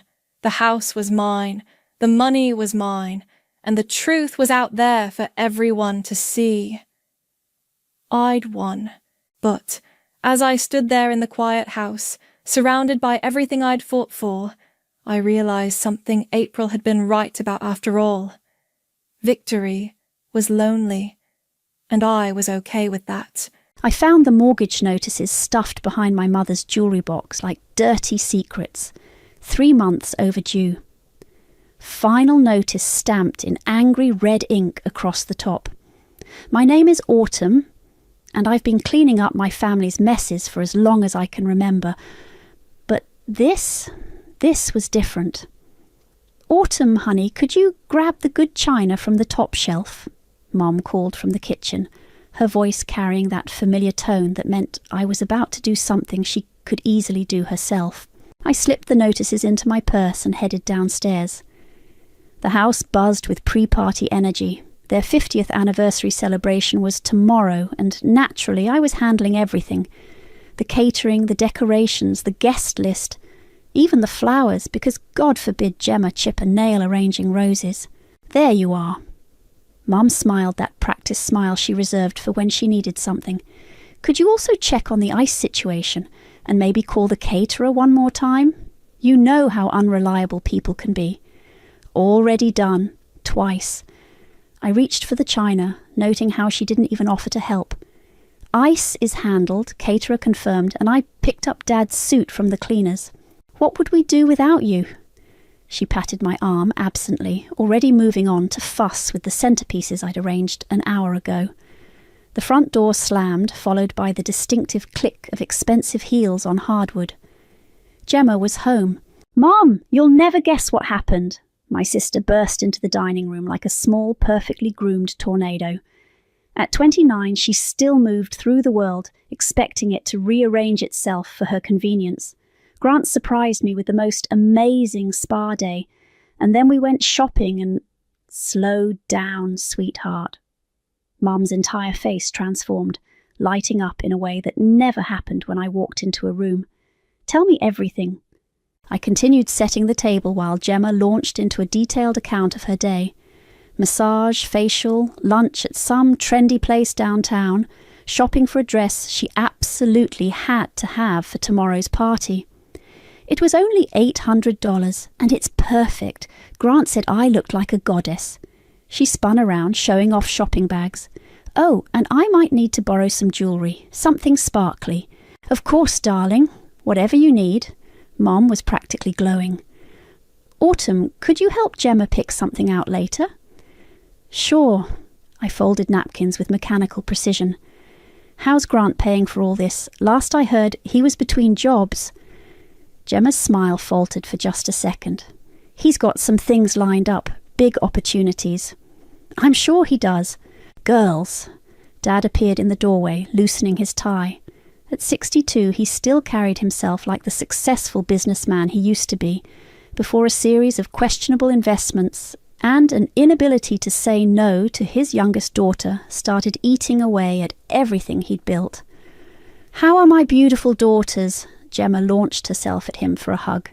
"Daddy, I was just telling Mom about my amazing day. That's my girl." He kissed the top of her head, then looked at me over her shoulder. "Autumn, everything's set for tomorrow." "Everything's handled." Good, you're so reliable." He said it like he was commenting on the weather. Reliable. Like I was a kitchen appliance. "Actually, Dad, there's something we should probably discuss." I pulled out one of the notices, keeping my voice casual. "I found these upstairs." The colour drained from his face as he recognised the letterhead. Mum went very still. How did you... Dad sputtered. "I was looking for Mum's anniversary gift. It was behind her jewellery box." I watched their faces carefully. 3 months behind on the mortgage. That seems like something the family should know about. "It's just a temporary setback," Mum said quickly. "We're handling it." "Are you?" I looked between them. "Because this says you have 30 days before foreclosure proceedings begin." Gemma looked confused. "What's foreclosure?" The silence stretched until Dad cleared his throat. "We've got it under control, Autumn. Don't worry about it." Don't worry about it. Like I hadn't been worrying about everything for the past decade while they threw money at Gemma's whims and Grant's schemes. "If you need help," I started. "We don't need help." Dad's voice had that edge it got when his pride was threatened. "This is family business." Family business, right. The kind of family business where I handled everything but wasn't trusted with the truth. I smiled and slipped the notice back into my purse. "Of course, I just want tomorrow to be perfect for you both." Later that night, after they'd all gone to bed, I sat in my car outside the house and opened my laptop. The LLC I'd established 6 months ago was still active, still funded, still waiting for the right opportunity. I pulled up the mortgage company's website and started typing. The anniversary party was everything Mom had dreamed of. Elegant, expensive, and revolving entirely around her and Dad's perfect love story. I watched from the kitchen doorway as guests mingled in the living room, champagne glasses catching the light from the chandelier I'd spent 3 hours cleaning yesterday. "Autumn, could you check on the appetizers?" Mom glided past me in her new dress, the one Gemma had helped her pick out during their shopping trip last week. "And maybe refresh the ice." "Already done." I gestured to the perfectly arranged platters. "Everything's set." She barely glanced at my work before floating back to her guests. I caught fragments of conversations as I moved through the room with fresh champagne. 50 years, can you believe it? They look so happy. What a beautiful family. Gemma held court near the fireplace, stunning in her $800 dress and Mom's diamond earrings. Grant stood beside her, one arm around her waist, the other holding a drink that definitely wasn't his first. "Autumn's been such a help," I heard Mom telling Mrs. Patterson from next door. "I don't know what we'd do without her. She's so good at organising things. Organising things, like I was the hired help." "And Gemma," Mrs. Patterson prompted. Mum's face transformed. "Oh, Gemma's got such an artistic soul. She's exploring her options right now, taking time to find her passion. Taking time to spend their money, more like it." I slipped back into the kitchen to check on the main course. The catering staff moved efficiently around me, but I still felt the need to oversee everything, because if something went wrong, guess who'd get blamed? "The salmon looks perfect," I told the head caterer. "Thanks to your detailed instructions," she replied. "Most clients just say, 'make it nice,' and leave us to figure it out." That's because most clients weren't used to being the only responsible person in their family. I was arranging dessert plates when I heard voices from the pantry. Dad and Mom speaking in urgent whispers. "Called again this morning," Dad was saying. "During the party prep, what did you tell them?" "Same thing as always, that we need more time." "How much more time do we have?" "I don't know, Viv. Maybe a few weeks if we're lucky." My hands stilled on the plates. "What about asking Autumn? She's always been good with money." "Absolutely not." Dad's voice was firm. "This family doesn't air its dirty laundry. We'll figure something out." "But if we lose the house..." "We won't lose the house. I'll talk to the bank again on Monday." They emerged from the pantry, Dad straightening his tie, Mum smoothing her hair. Neither noticed me standing there. The evening continued with toasts and speeches. Gemma gave a tearful tribute to their perfect example of true love. Grant mumbled something about family values. Various relatives shared memories and well wishes. When it was my turn, I kept it simple.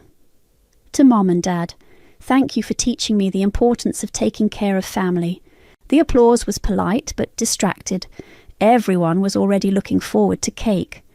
Later, as guests began to leave, I overheard Amber from next door talking to her husband by the front door. "Did you see Gemma's dress? Must have cost a fortune. And that boyfriend of hers, he's been nursing the same drink all night. Probably can't afford to buy his own. I heard through the grapevine that Brock's business hasn't been doing well lately." "Really? They certainly don't act like it." I pretended to be busy collecting empty glasses while I listened. "Well, you know how it is with some families. All show, no substance." After the last guest left, the family gathered in the living room. Dad loosened his tie, Mum kicked off her heels, and Gemma collapsed dramatically onto the sofa. "What a perfect evening," Mom sighed. "Everything was absolutely beautiful, Autumn. Thank you." "It was nothing. Don't be modest," Gemma said, scrolling through photos on her phone.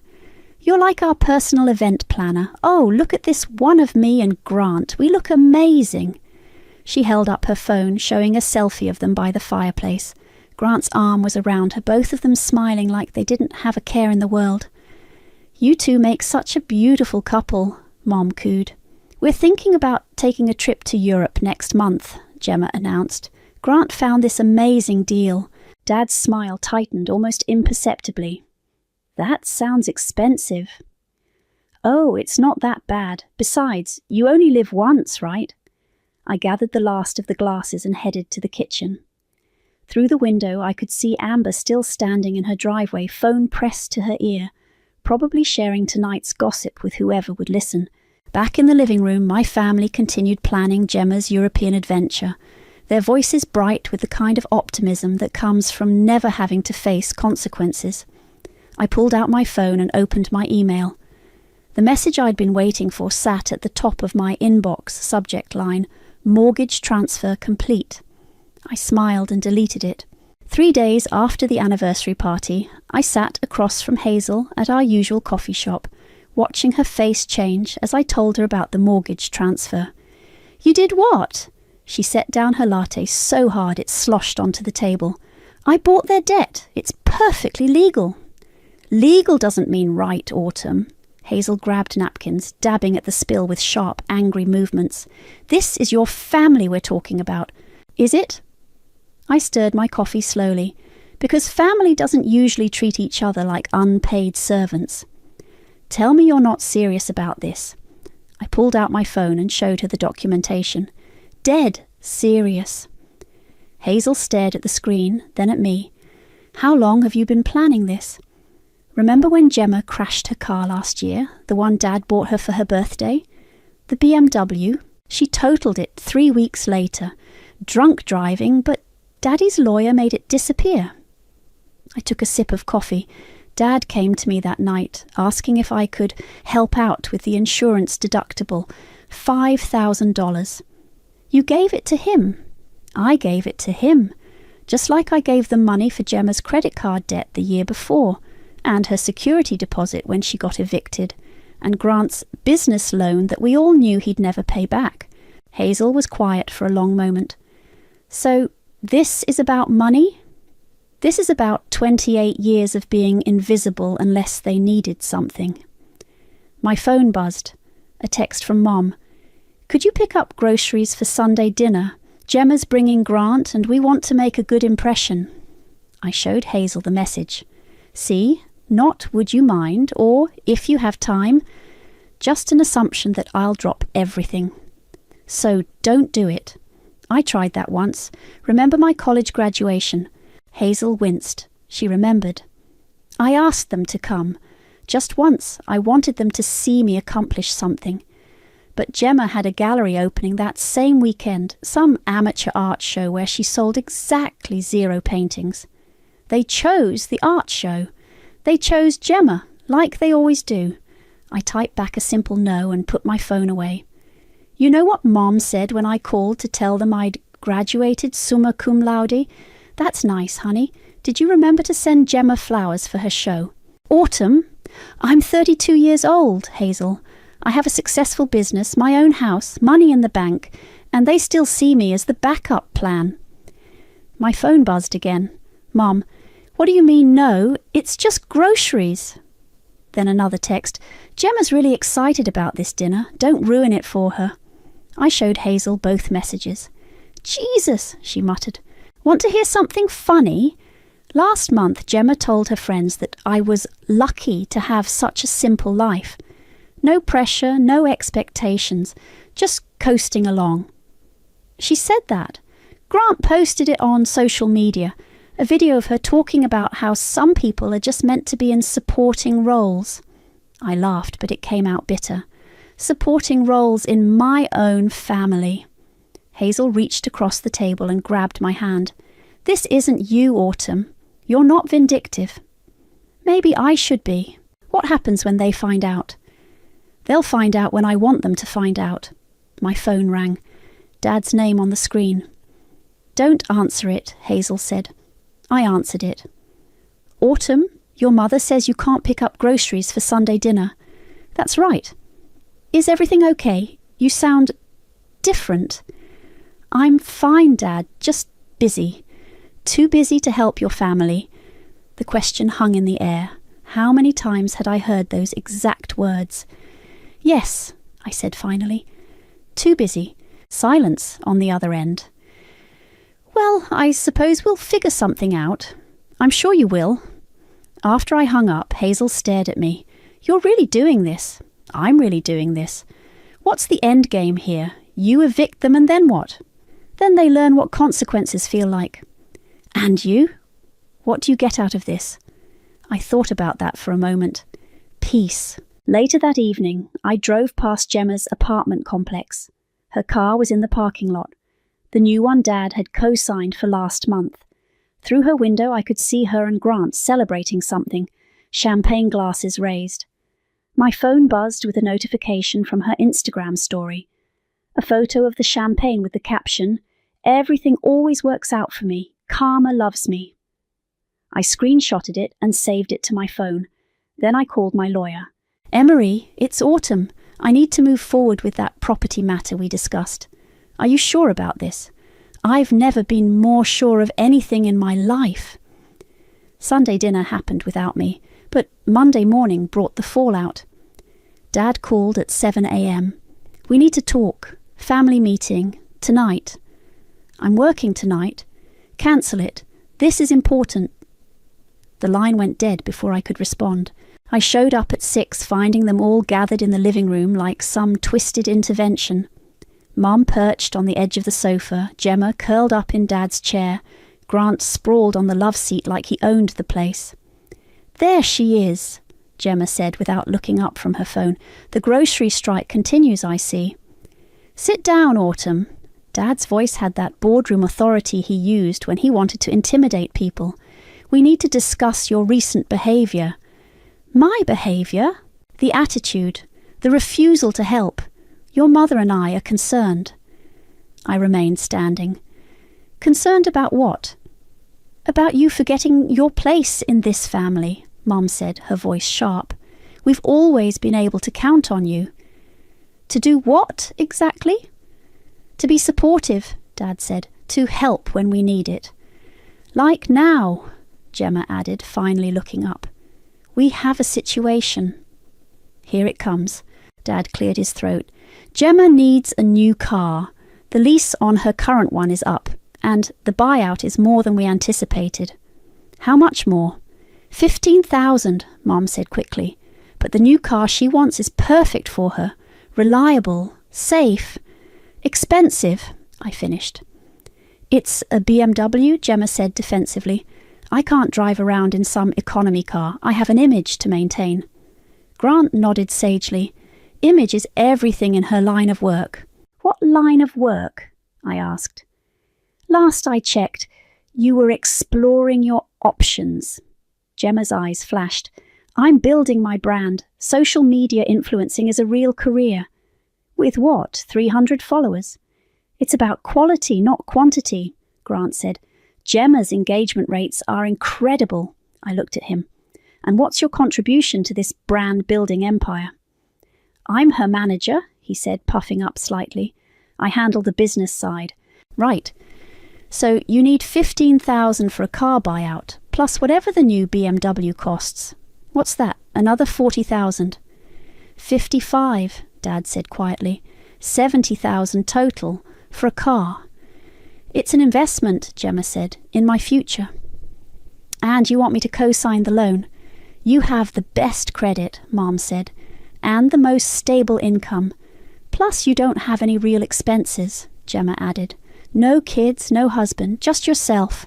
The words hit like a slap. Just yourself, like my life was somehow less valuable because I hadn't followed their script. "What if I say no?" The room went silent. "You won't say no," Dad said finally, "because you're family, and family helps family." "Family helps family," I repeated slowly. "Is that what we're calling this?" "What else would we call it?" Mom asked. "Exploitation," Gemma laughed. "Oh, please, don't be so dramatic." "Dramatic? I've been bankrolling this family for years. Your credit card debt, your rent, your car insurance, your—" "That's what sisters do," Gemma interrupted. "They support each other. When have you ever supported me?" "I don't need to support you. You're fine on your own. You always land on your feet." "Because I work for it. And I work too," she snapped. "Just because my work is different doesn't mean it's not valid." "What work? Name one thing you've accomplished that you paid for yourself." Gemma's face flushed red. "I don't have to justify my life to you." "But I have to justify mine to you. Every time you need money, I have to explain why I might not want to give it." "Girls, please," Mom said. "This isn't helping anyone." "You're right," I said, pulling out my phone. "Let me just transfer the money right now. $70,000 for a car that Gemma will probably crash within 6 months. "I won't crash it," Gemma protested. "Like you didn't crash the last one." "That was different. The road was wet." "You were drunk." "I was not drunk. I had 2 drinks. The police report said otherwise." Dad stood up. "Enough.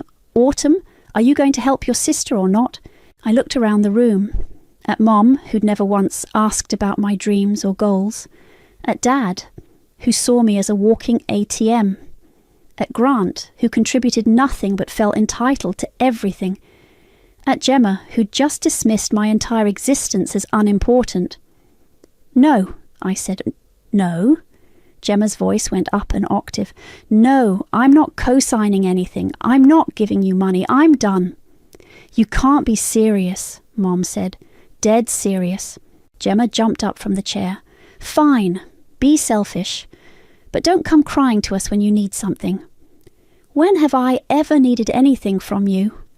"You need us more than you think," she said, her voice turning nasty. "Who's going to care about you when you're old and alone? Who's going to visit you in the nursing home?" "Probably the same people who visit me now," I said. "Nobody." "That's not true," Mom said weakly. "Isn't it? When's the last time any of you called just to see how I was doing? When's the last time you asked about my life, my work, my feelings about anything?" Silence. "That's what I thought." I headed for the door. "Where are you going?" Dad called. "Home, to my empty, selfish life." "Autumn, wait," Mom said. I turned back. "What?" "We love you. You know that, right?" I looked at her for a long moment. "No, Mom, I really don't." Gemma's voice followed me to the door. "Thanks for knowing your place, Autumn. Finally." I sat in my car for 5 minutes, hands shaking with rage. Then I pulled out my phone and opened my email. The confirmation was still there. Mortgage transfer complete.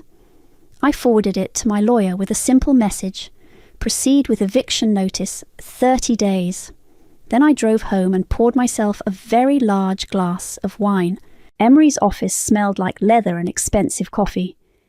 He sat across from me, the eviction papers spread between us like a battle plan. "I have to ask one more time," he said, adjusting his glasses. "Are you absolutely certain about this?" "I've never been more certain of anything."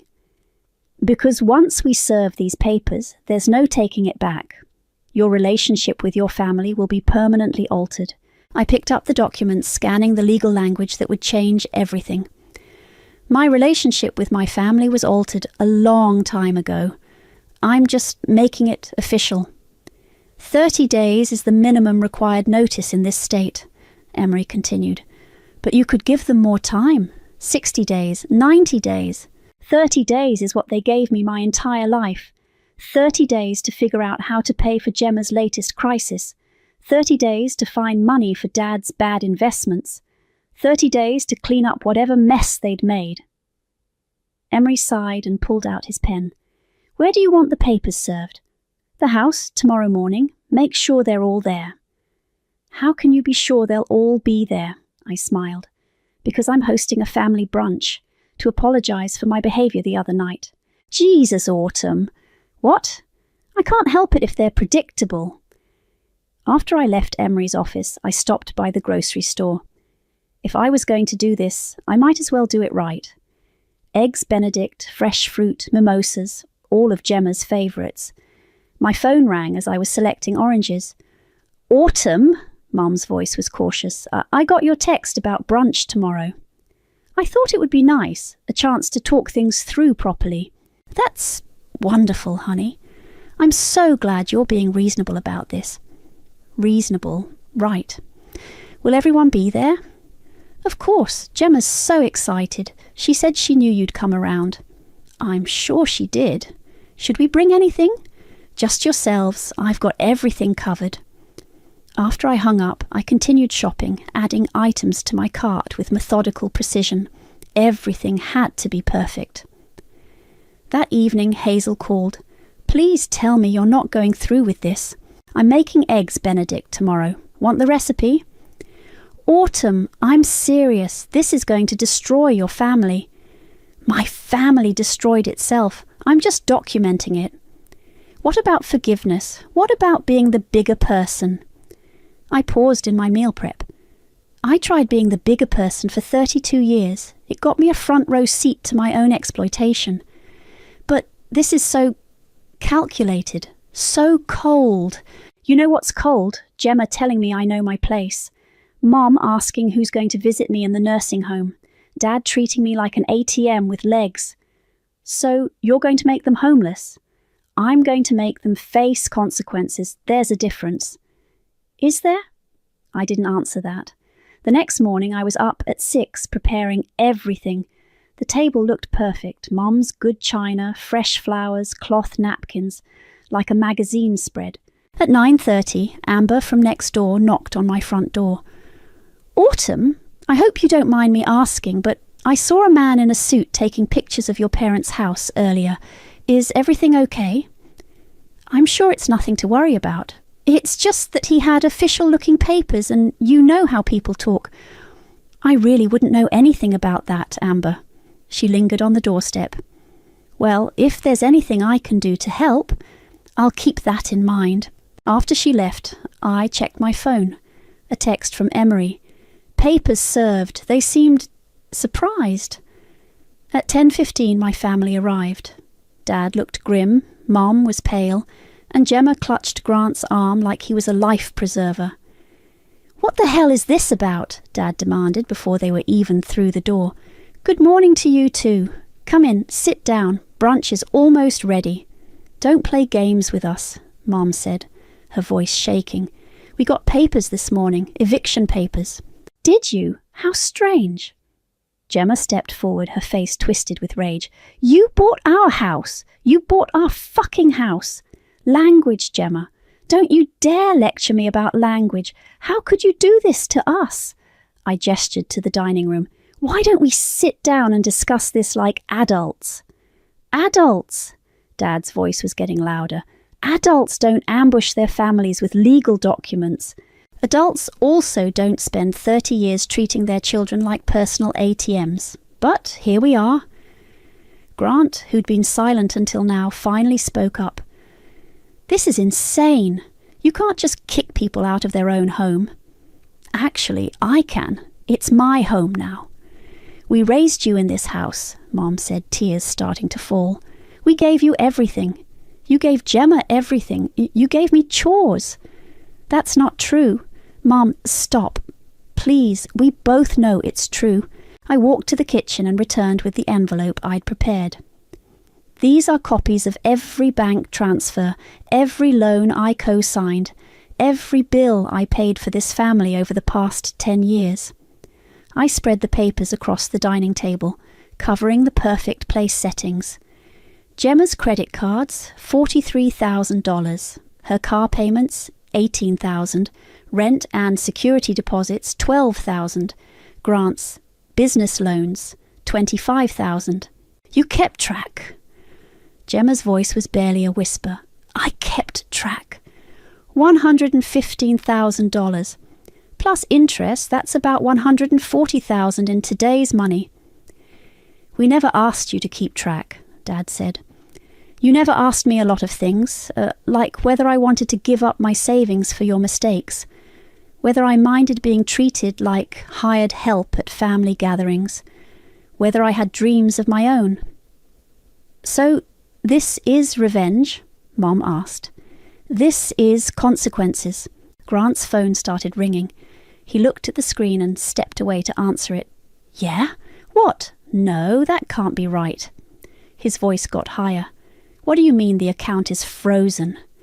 He hung up and stared at Gemma. Babe, we have a problem. What account? Gemma grabbed Grant's phone, her face going white as she read the screen. The joint account, Grant said, backing toward the door. The one your dad set up for us. It's frozen, all of it. Dad's face went ashen. That's impossible. I just transferred. You transferred what? I asked, though I already knew. The down payment for Gemma's car. It was supposed to go through this morning. From what account? Silence. Dad, from what account? The business account, he said quietly. The one that's been overdrawn for 3 months? More silence. Gemma was frantically scrolling through her phone. My credit cards aren't working either. What did you do? I didn't do anything to your credit cards. Then why? She stopped, her face crumpling as understanding hit. The co-signer accounts. You were the co-signer. And I removed myself yesterday. You can't do that. Actually, I can. It's called financial responsibility. Grant was edging closer to the front door. Look, this is a family thing, so I'm just gonna... Don't you dare leave me, Gemma shrieked. Babe, I can't deal with this drama right now. Drama? This is my life. Yeah, well, your life just got a lot more complicated. Grant grabbed his jacket. Call me when you figure this out. The front door slammed behind him. Gemma stared at the closed door, then whirled around to face me. Look what you've done. You've ruined everything. I've ruined everything. Grant just abandoned you the second your money dried up, and somehow that's my fault. He's just stressed. He'll come back. Will he? Because that looked pretty final to me. Shut up! Gemma lunged toward me, but Dad caught her arm. Gemma, stop. No, she's destroying our family. Our family was already destroyed, I said calmly. I'm just making it visible. Mum was crying now, ugly sobs that shook her whole body. How could you do this to us? We're your parents. And I'm your daughter. When did you start treating me like one? We've always... When, Mum? Give me one example of when you treated me like I mattered as much as Gemma. She opened her mouth, then closed it. That's what I thought. A knock at the front door interrupted us. Through the window I could see Amber and 2 other neighbours standing on the porch. Don't answer it, Dad said quickly. Another knock, more insistent this time. Autumn, is everything okay in there? Amber's voice carried through the door. We heard shouting. Gemma was pacing now, her hands shaking. This is a nightmare. This is an actual nightmare. It's about to get worse, I said, walking to the door. Don't you dare, Dad started. I opened the door. Amber stood there with Mrs. Patterson and Mr. Rodriguez from across the street, all of them trying to look concerned instead of curious. Hi, Amber, everything's fine. We heard yelling, Mrs. Patterson said, craning her neck to see past me. And there was that man with the papers this morning. Just a family discussion, I said pleasantly. You know how it is. Behind me, Gemma let out a wail. My whole life is ruined. The neighbours exchanged glances. Are you sure everything's okay? Mr. Rodriguez asked. Positive, but thank you for checking. I started to close the door, but Gemma's voice rose again. 30 days! She's giving us 30 days to get out of our own house. I closed my eyes. There it was. Excuse me, Amber's eyebrows shot up. It's complicated, I said. She bought our mortgage. Gemma appeared behind me, mascara streaking down her cheeks. My own sister is evicting us. The neighbours stared. Mrs. Patterson's mouth actually fell open. Gemma, please go inside, I said. Why? So you can pretend this isn't happening, so you can keep up your perfect image. My perfect image. Little Miss responsible, Little Miss reliable, but you're just as petty and vindictive as the rest of us. At least I'm honest about it. Dad appeared in the doorway. Neighbours, I'm sorry about this. Family business, you understand. Is it true? Amber asked. Did Autumn really buy your house? Dad's jaw worked silently. It's true, Mum said from behind him, her voice hollow. She owns our home now. The neighbours looked between us, their faces a mixture of shock and barely concealed excitement. This would be all over the neighbourhood by dinner time. Well, Mrs. Patterson said finally, I suppose these things happen. Not in my family they don't, Mr. Rodriguez muttered. After they left, we stood in the hallway, the weight of public humiliation settling over us like a blanket. Congratulations, Dad said bitterly. The whole neighbourhood knows our business now. Good. Maybe they'll finally see what this family is really like. What we're really like, Mum's voice was rising again. We're people who loved you and trusted you. You're people who used me. We gave you a home. We fed you, clothed you, sent you to college. You did the bare minimum required by law. That's not love, Mum. That's obligation. Gemma slumped against the wall. What am I supposed to do now? Where am I supposed to go? I don't know. Figure it out. I can't figure it out. I don't know how to live without help. Then maybe it's time you learned. She stared at me like I was a stranger. You really hate us, don't you? I looked at my sister, spoiled, helpless, 29 years old, and completely unprepared for reality. No, Gemma, I don't hate you, but I don't love you enough to destroy myself for you anymore. My phone buzzed. A text from Grant. Tell Gemma I'm staying at my buddy's place. Need some space to think. I showed her the message. She read it and started crying again. 30 days, I said quietly. That's what the eviction notice says. I suggest you use them wisely. 2 weeks later, I drove past the house to find a moving truck in the driveway. Mum was directing 2 men carrying boxes, her movements sharp and efficient. She'd always been good in a crisis, when it affected her directly. I parked across the street and watched. Dad emerged from the garage carrying a lamp I remembered from childhood, his shoulders slumped in defeat. No sign of Gemma. My phone rang. Hazel. Are you sitting outside their house right now? I looked around. How did you... Because I know you, and because Mrs. Patterson called me. Apparently the whole neighbourhood's been watching the drama unfold. I'm not doing anything, just observing. Autumn, come on, this is getting weird. What's weird is watching my parents actually pack their own belongings for once. Through the phone I heard Hazel sigh. Where are they going? Dad's brother offered them the guest house behind his place, temporarily. And Gemma? Haven't seen her. As if summoned, Gemma's car pulled up. She got out slowly like she was walking to her execution. Even from across the street, I could see she'd been crying. She's here now, I told Hazel. I'm coming over. Don't, but she'd already hung up. I watched Gemma approach the house. Mum said something to her, sharp and quick. Gemma's shoulders shook. Dad put his arm around her, and for a moment they looked like what they'd always pretended to be, a loving family supporting each other through hard times. Except the hard times were my doing. A tap on my passenger window made me jump. Amber stood there holding a casserole dish. I rolled down the window. Hi, Amber. I was just taking this over to your parents. Thought they might need a meal with all the packing. That's thoughtful. It must be so hard for you watching them go through this. Her tone was fishing, probing. I could see the curiosity burning in her eyes. It is what it is. I mean, family disputes can be so complicated. I'm sure there are 2 sides to every story. I'm sure there are. She waited for me to elaborate. When I didn't, she shifted the casserole to her other hand. Well, I should get this over to them before it gets cold. I watched her cross the street, her pace a little too eager. Within minutes, she was deep in conversation with Mom on the front porch. Another car pulled up. Hazel's Honda. She got in my passenger seat without invitation. This is pathetic. Thanks for the pep talk. I'm serious. You're sitting here like some kind of stalker, watching your family pack up their lives. They're not my family anymore. Bullshit. You wouldn't be here if that were true.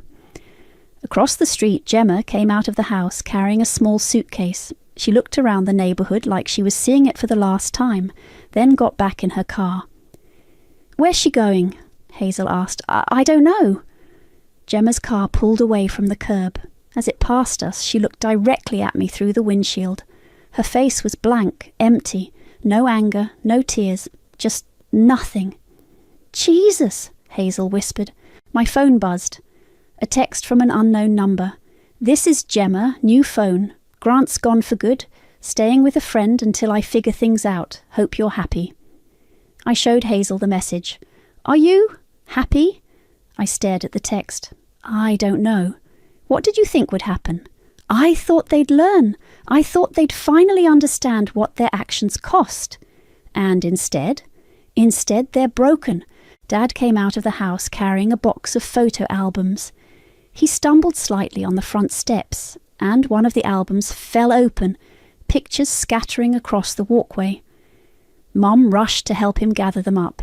I could see them from here, family photos, birthday parties, Christmas mornings, all the moments that looked perfect from the outside. You could stop this, Hazel said quietly. How? Call off the eviction, give them the house back, And then what? Go back to being their personal ATM? Pretend none of this happened? Maybe, if it means keeping your family together. My family was never together. It was just me, holding everyone else up. The moving truck pulled away. Dad locked the front door and handed the keys to Mum. She held them for a moment, then dropped them in her purse. They got in their car without looking back. "It's done," I said. "Yeah, it is." We sat in silence for a few minutes. The house looked different already, emptier, sadder, like it knew it had been abandoned. "What now?" Hazel asked. "Now I go home. To your empty house. To my quiet house. Same thing." I started the engine. "Maybe." As we drove away, I caught a glimpse of Amber in my rearview mirror, still standing on the sidewalk, watching us leave. By tomorrow, everyone would know the whole story. The James family drama would be neighbourhood legend. Autumn? Yeah? Do you think they'll forgive you? I thought about Gemma's empty face, Mom's shaking hands, Dad's defeated shoulders. "No," I said, "I don't think they will. Do you want them to?" That was the question I'd been avoiding for weeks. "I don't know," I said finally. "I honestly don't know." The house felt different when I walked through it alone. Empty rooms echoed with 32 years of memories, most of them mine, cleaning and organising and trying to make everything perfect for people who never noticed. I found myself in Gemma's old bedroom staring at the pale rectangles on the wall where her posters used to hang. She'd left in such a hurry that she'd forgotten things. A jewellery box on the dresser, some clothes in the closet, a stack of magazines by the bed. On the nightstand was an envelope with my name on it, written in Mom's careful handwriting. Inside was a single sheet of paper, a letter I'd written when I was 8 years old, the kind of thing kids write to their parents when they're trying to be grown up. "Dear Mommy, I cleaned my room and Gemma's room too because she was sad about her goldfish. I made her a card and used my allowance to buy her a new fish. I hope that's okay. I love you. Love, Autumn." At the bottom, in Mom's handwriting, "Found this in my jewellery box. I kept it all these years. I'm sorry I never told you." My hands were shaking as I read it again. 8 years old and I was already fixing things, already putting Gemma first, already trying to earn love through service, and Mum had kept the letter. For 24 years she'd kept it. My phone rang. Unknown number. "Hello? Autumn? It's Dad." I sat down on Gemma's bed. "Hi. I wanted to call before we settled in at your uncle's place." "Okay. I found something while we were packing, in the basement. Do you remember your college applications?" I did remember. I'd applied to 12 schools, gotten into 10, including 2 Ivy League universities with partial scholarships. "You kept them. Your mother did. She kept everything, every report card, every award, every letter from teachers saying how proud they were of you." I closed my eyes. "Dad, we were proud too. We never knew how to show it. Gemma needed so much attention, so much help, and you were always so capable, so independent. So you ignored me. We took you for granted. There's a difference." "Is there?" Silence on his end.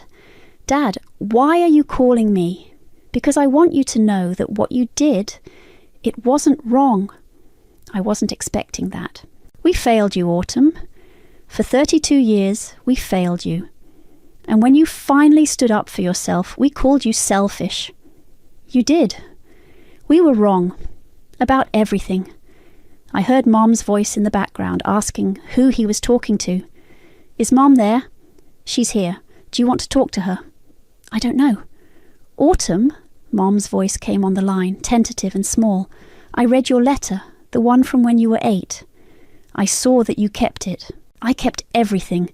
Every drawing, every good grade, every little note you left me. I have boxes of them." "Then why—" "Because I was scared." Her voice broke. "You were so smart, so capable. I was afraid that if I didn't push you, if I didn't expect you to be strong, you'd become like Gemma, helpless. So you made me responsible for everything. I made you carry burdens that weren't yours to carry, and I'm sorry. I was crying now, sitting in my sister's abandoned bedroom, holding a letter from my 8-year-old self. Where's Gemma? She's staying with a friend. She got a job at a coffee shop. Gemma got a job. She had to. Grant's gone, her credit cards are maxed out, and we can't help her anymore. How is she? Scared, but maybe that's not a bad thing. I wiped my eyes. What happens now? Now, we figure out how to be a family without using you as the foundation. I don't know if I can trust that. I don't know if you should, but I'd like the chance to try. After we hung up, I sat in the quiet house for a long time. Then I pulled out my laptop and opened Reddit. Aita for evicting my parents after years of financial abuse. This is going to be long, but I need to get this off my chest. I, 32F, have been financially supporting my family for over a decade. My parents consistently favoured my younger sister, 29F, bailing her out of every crisis while expecting me to foot the bill.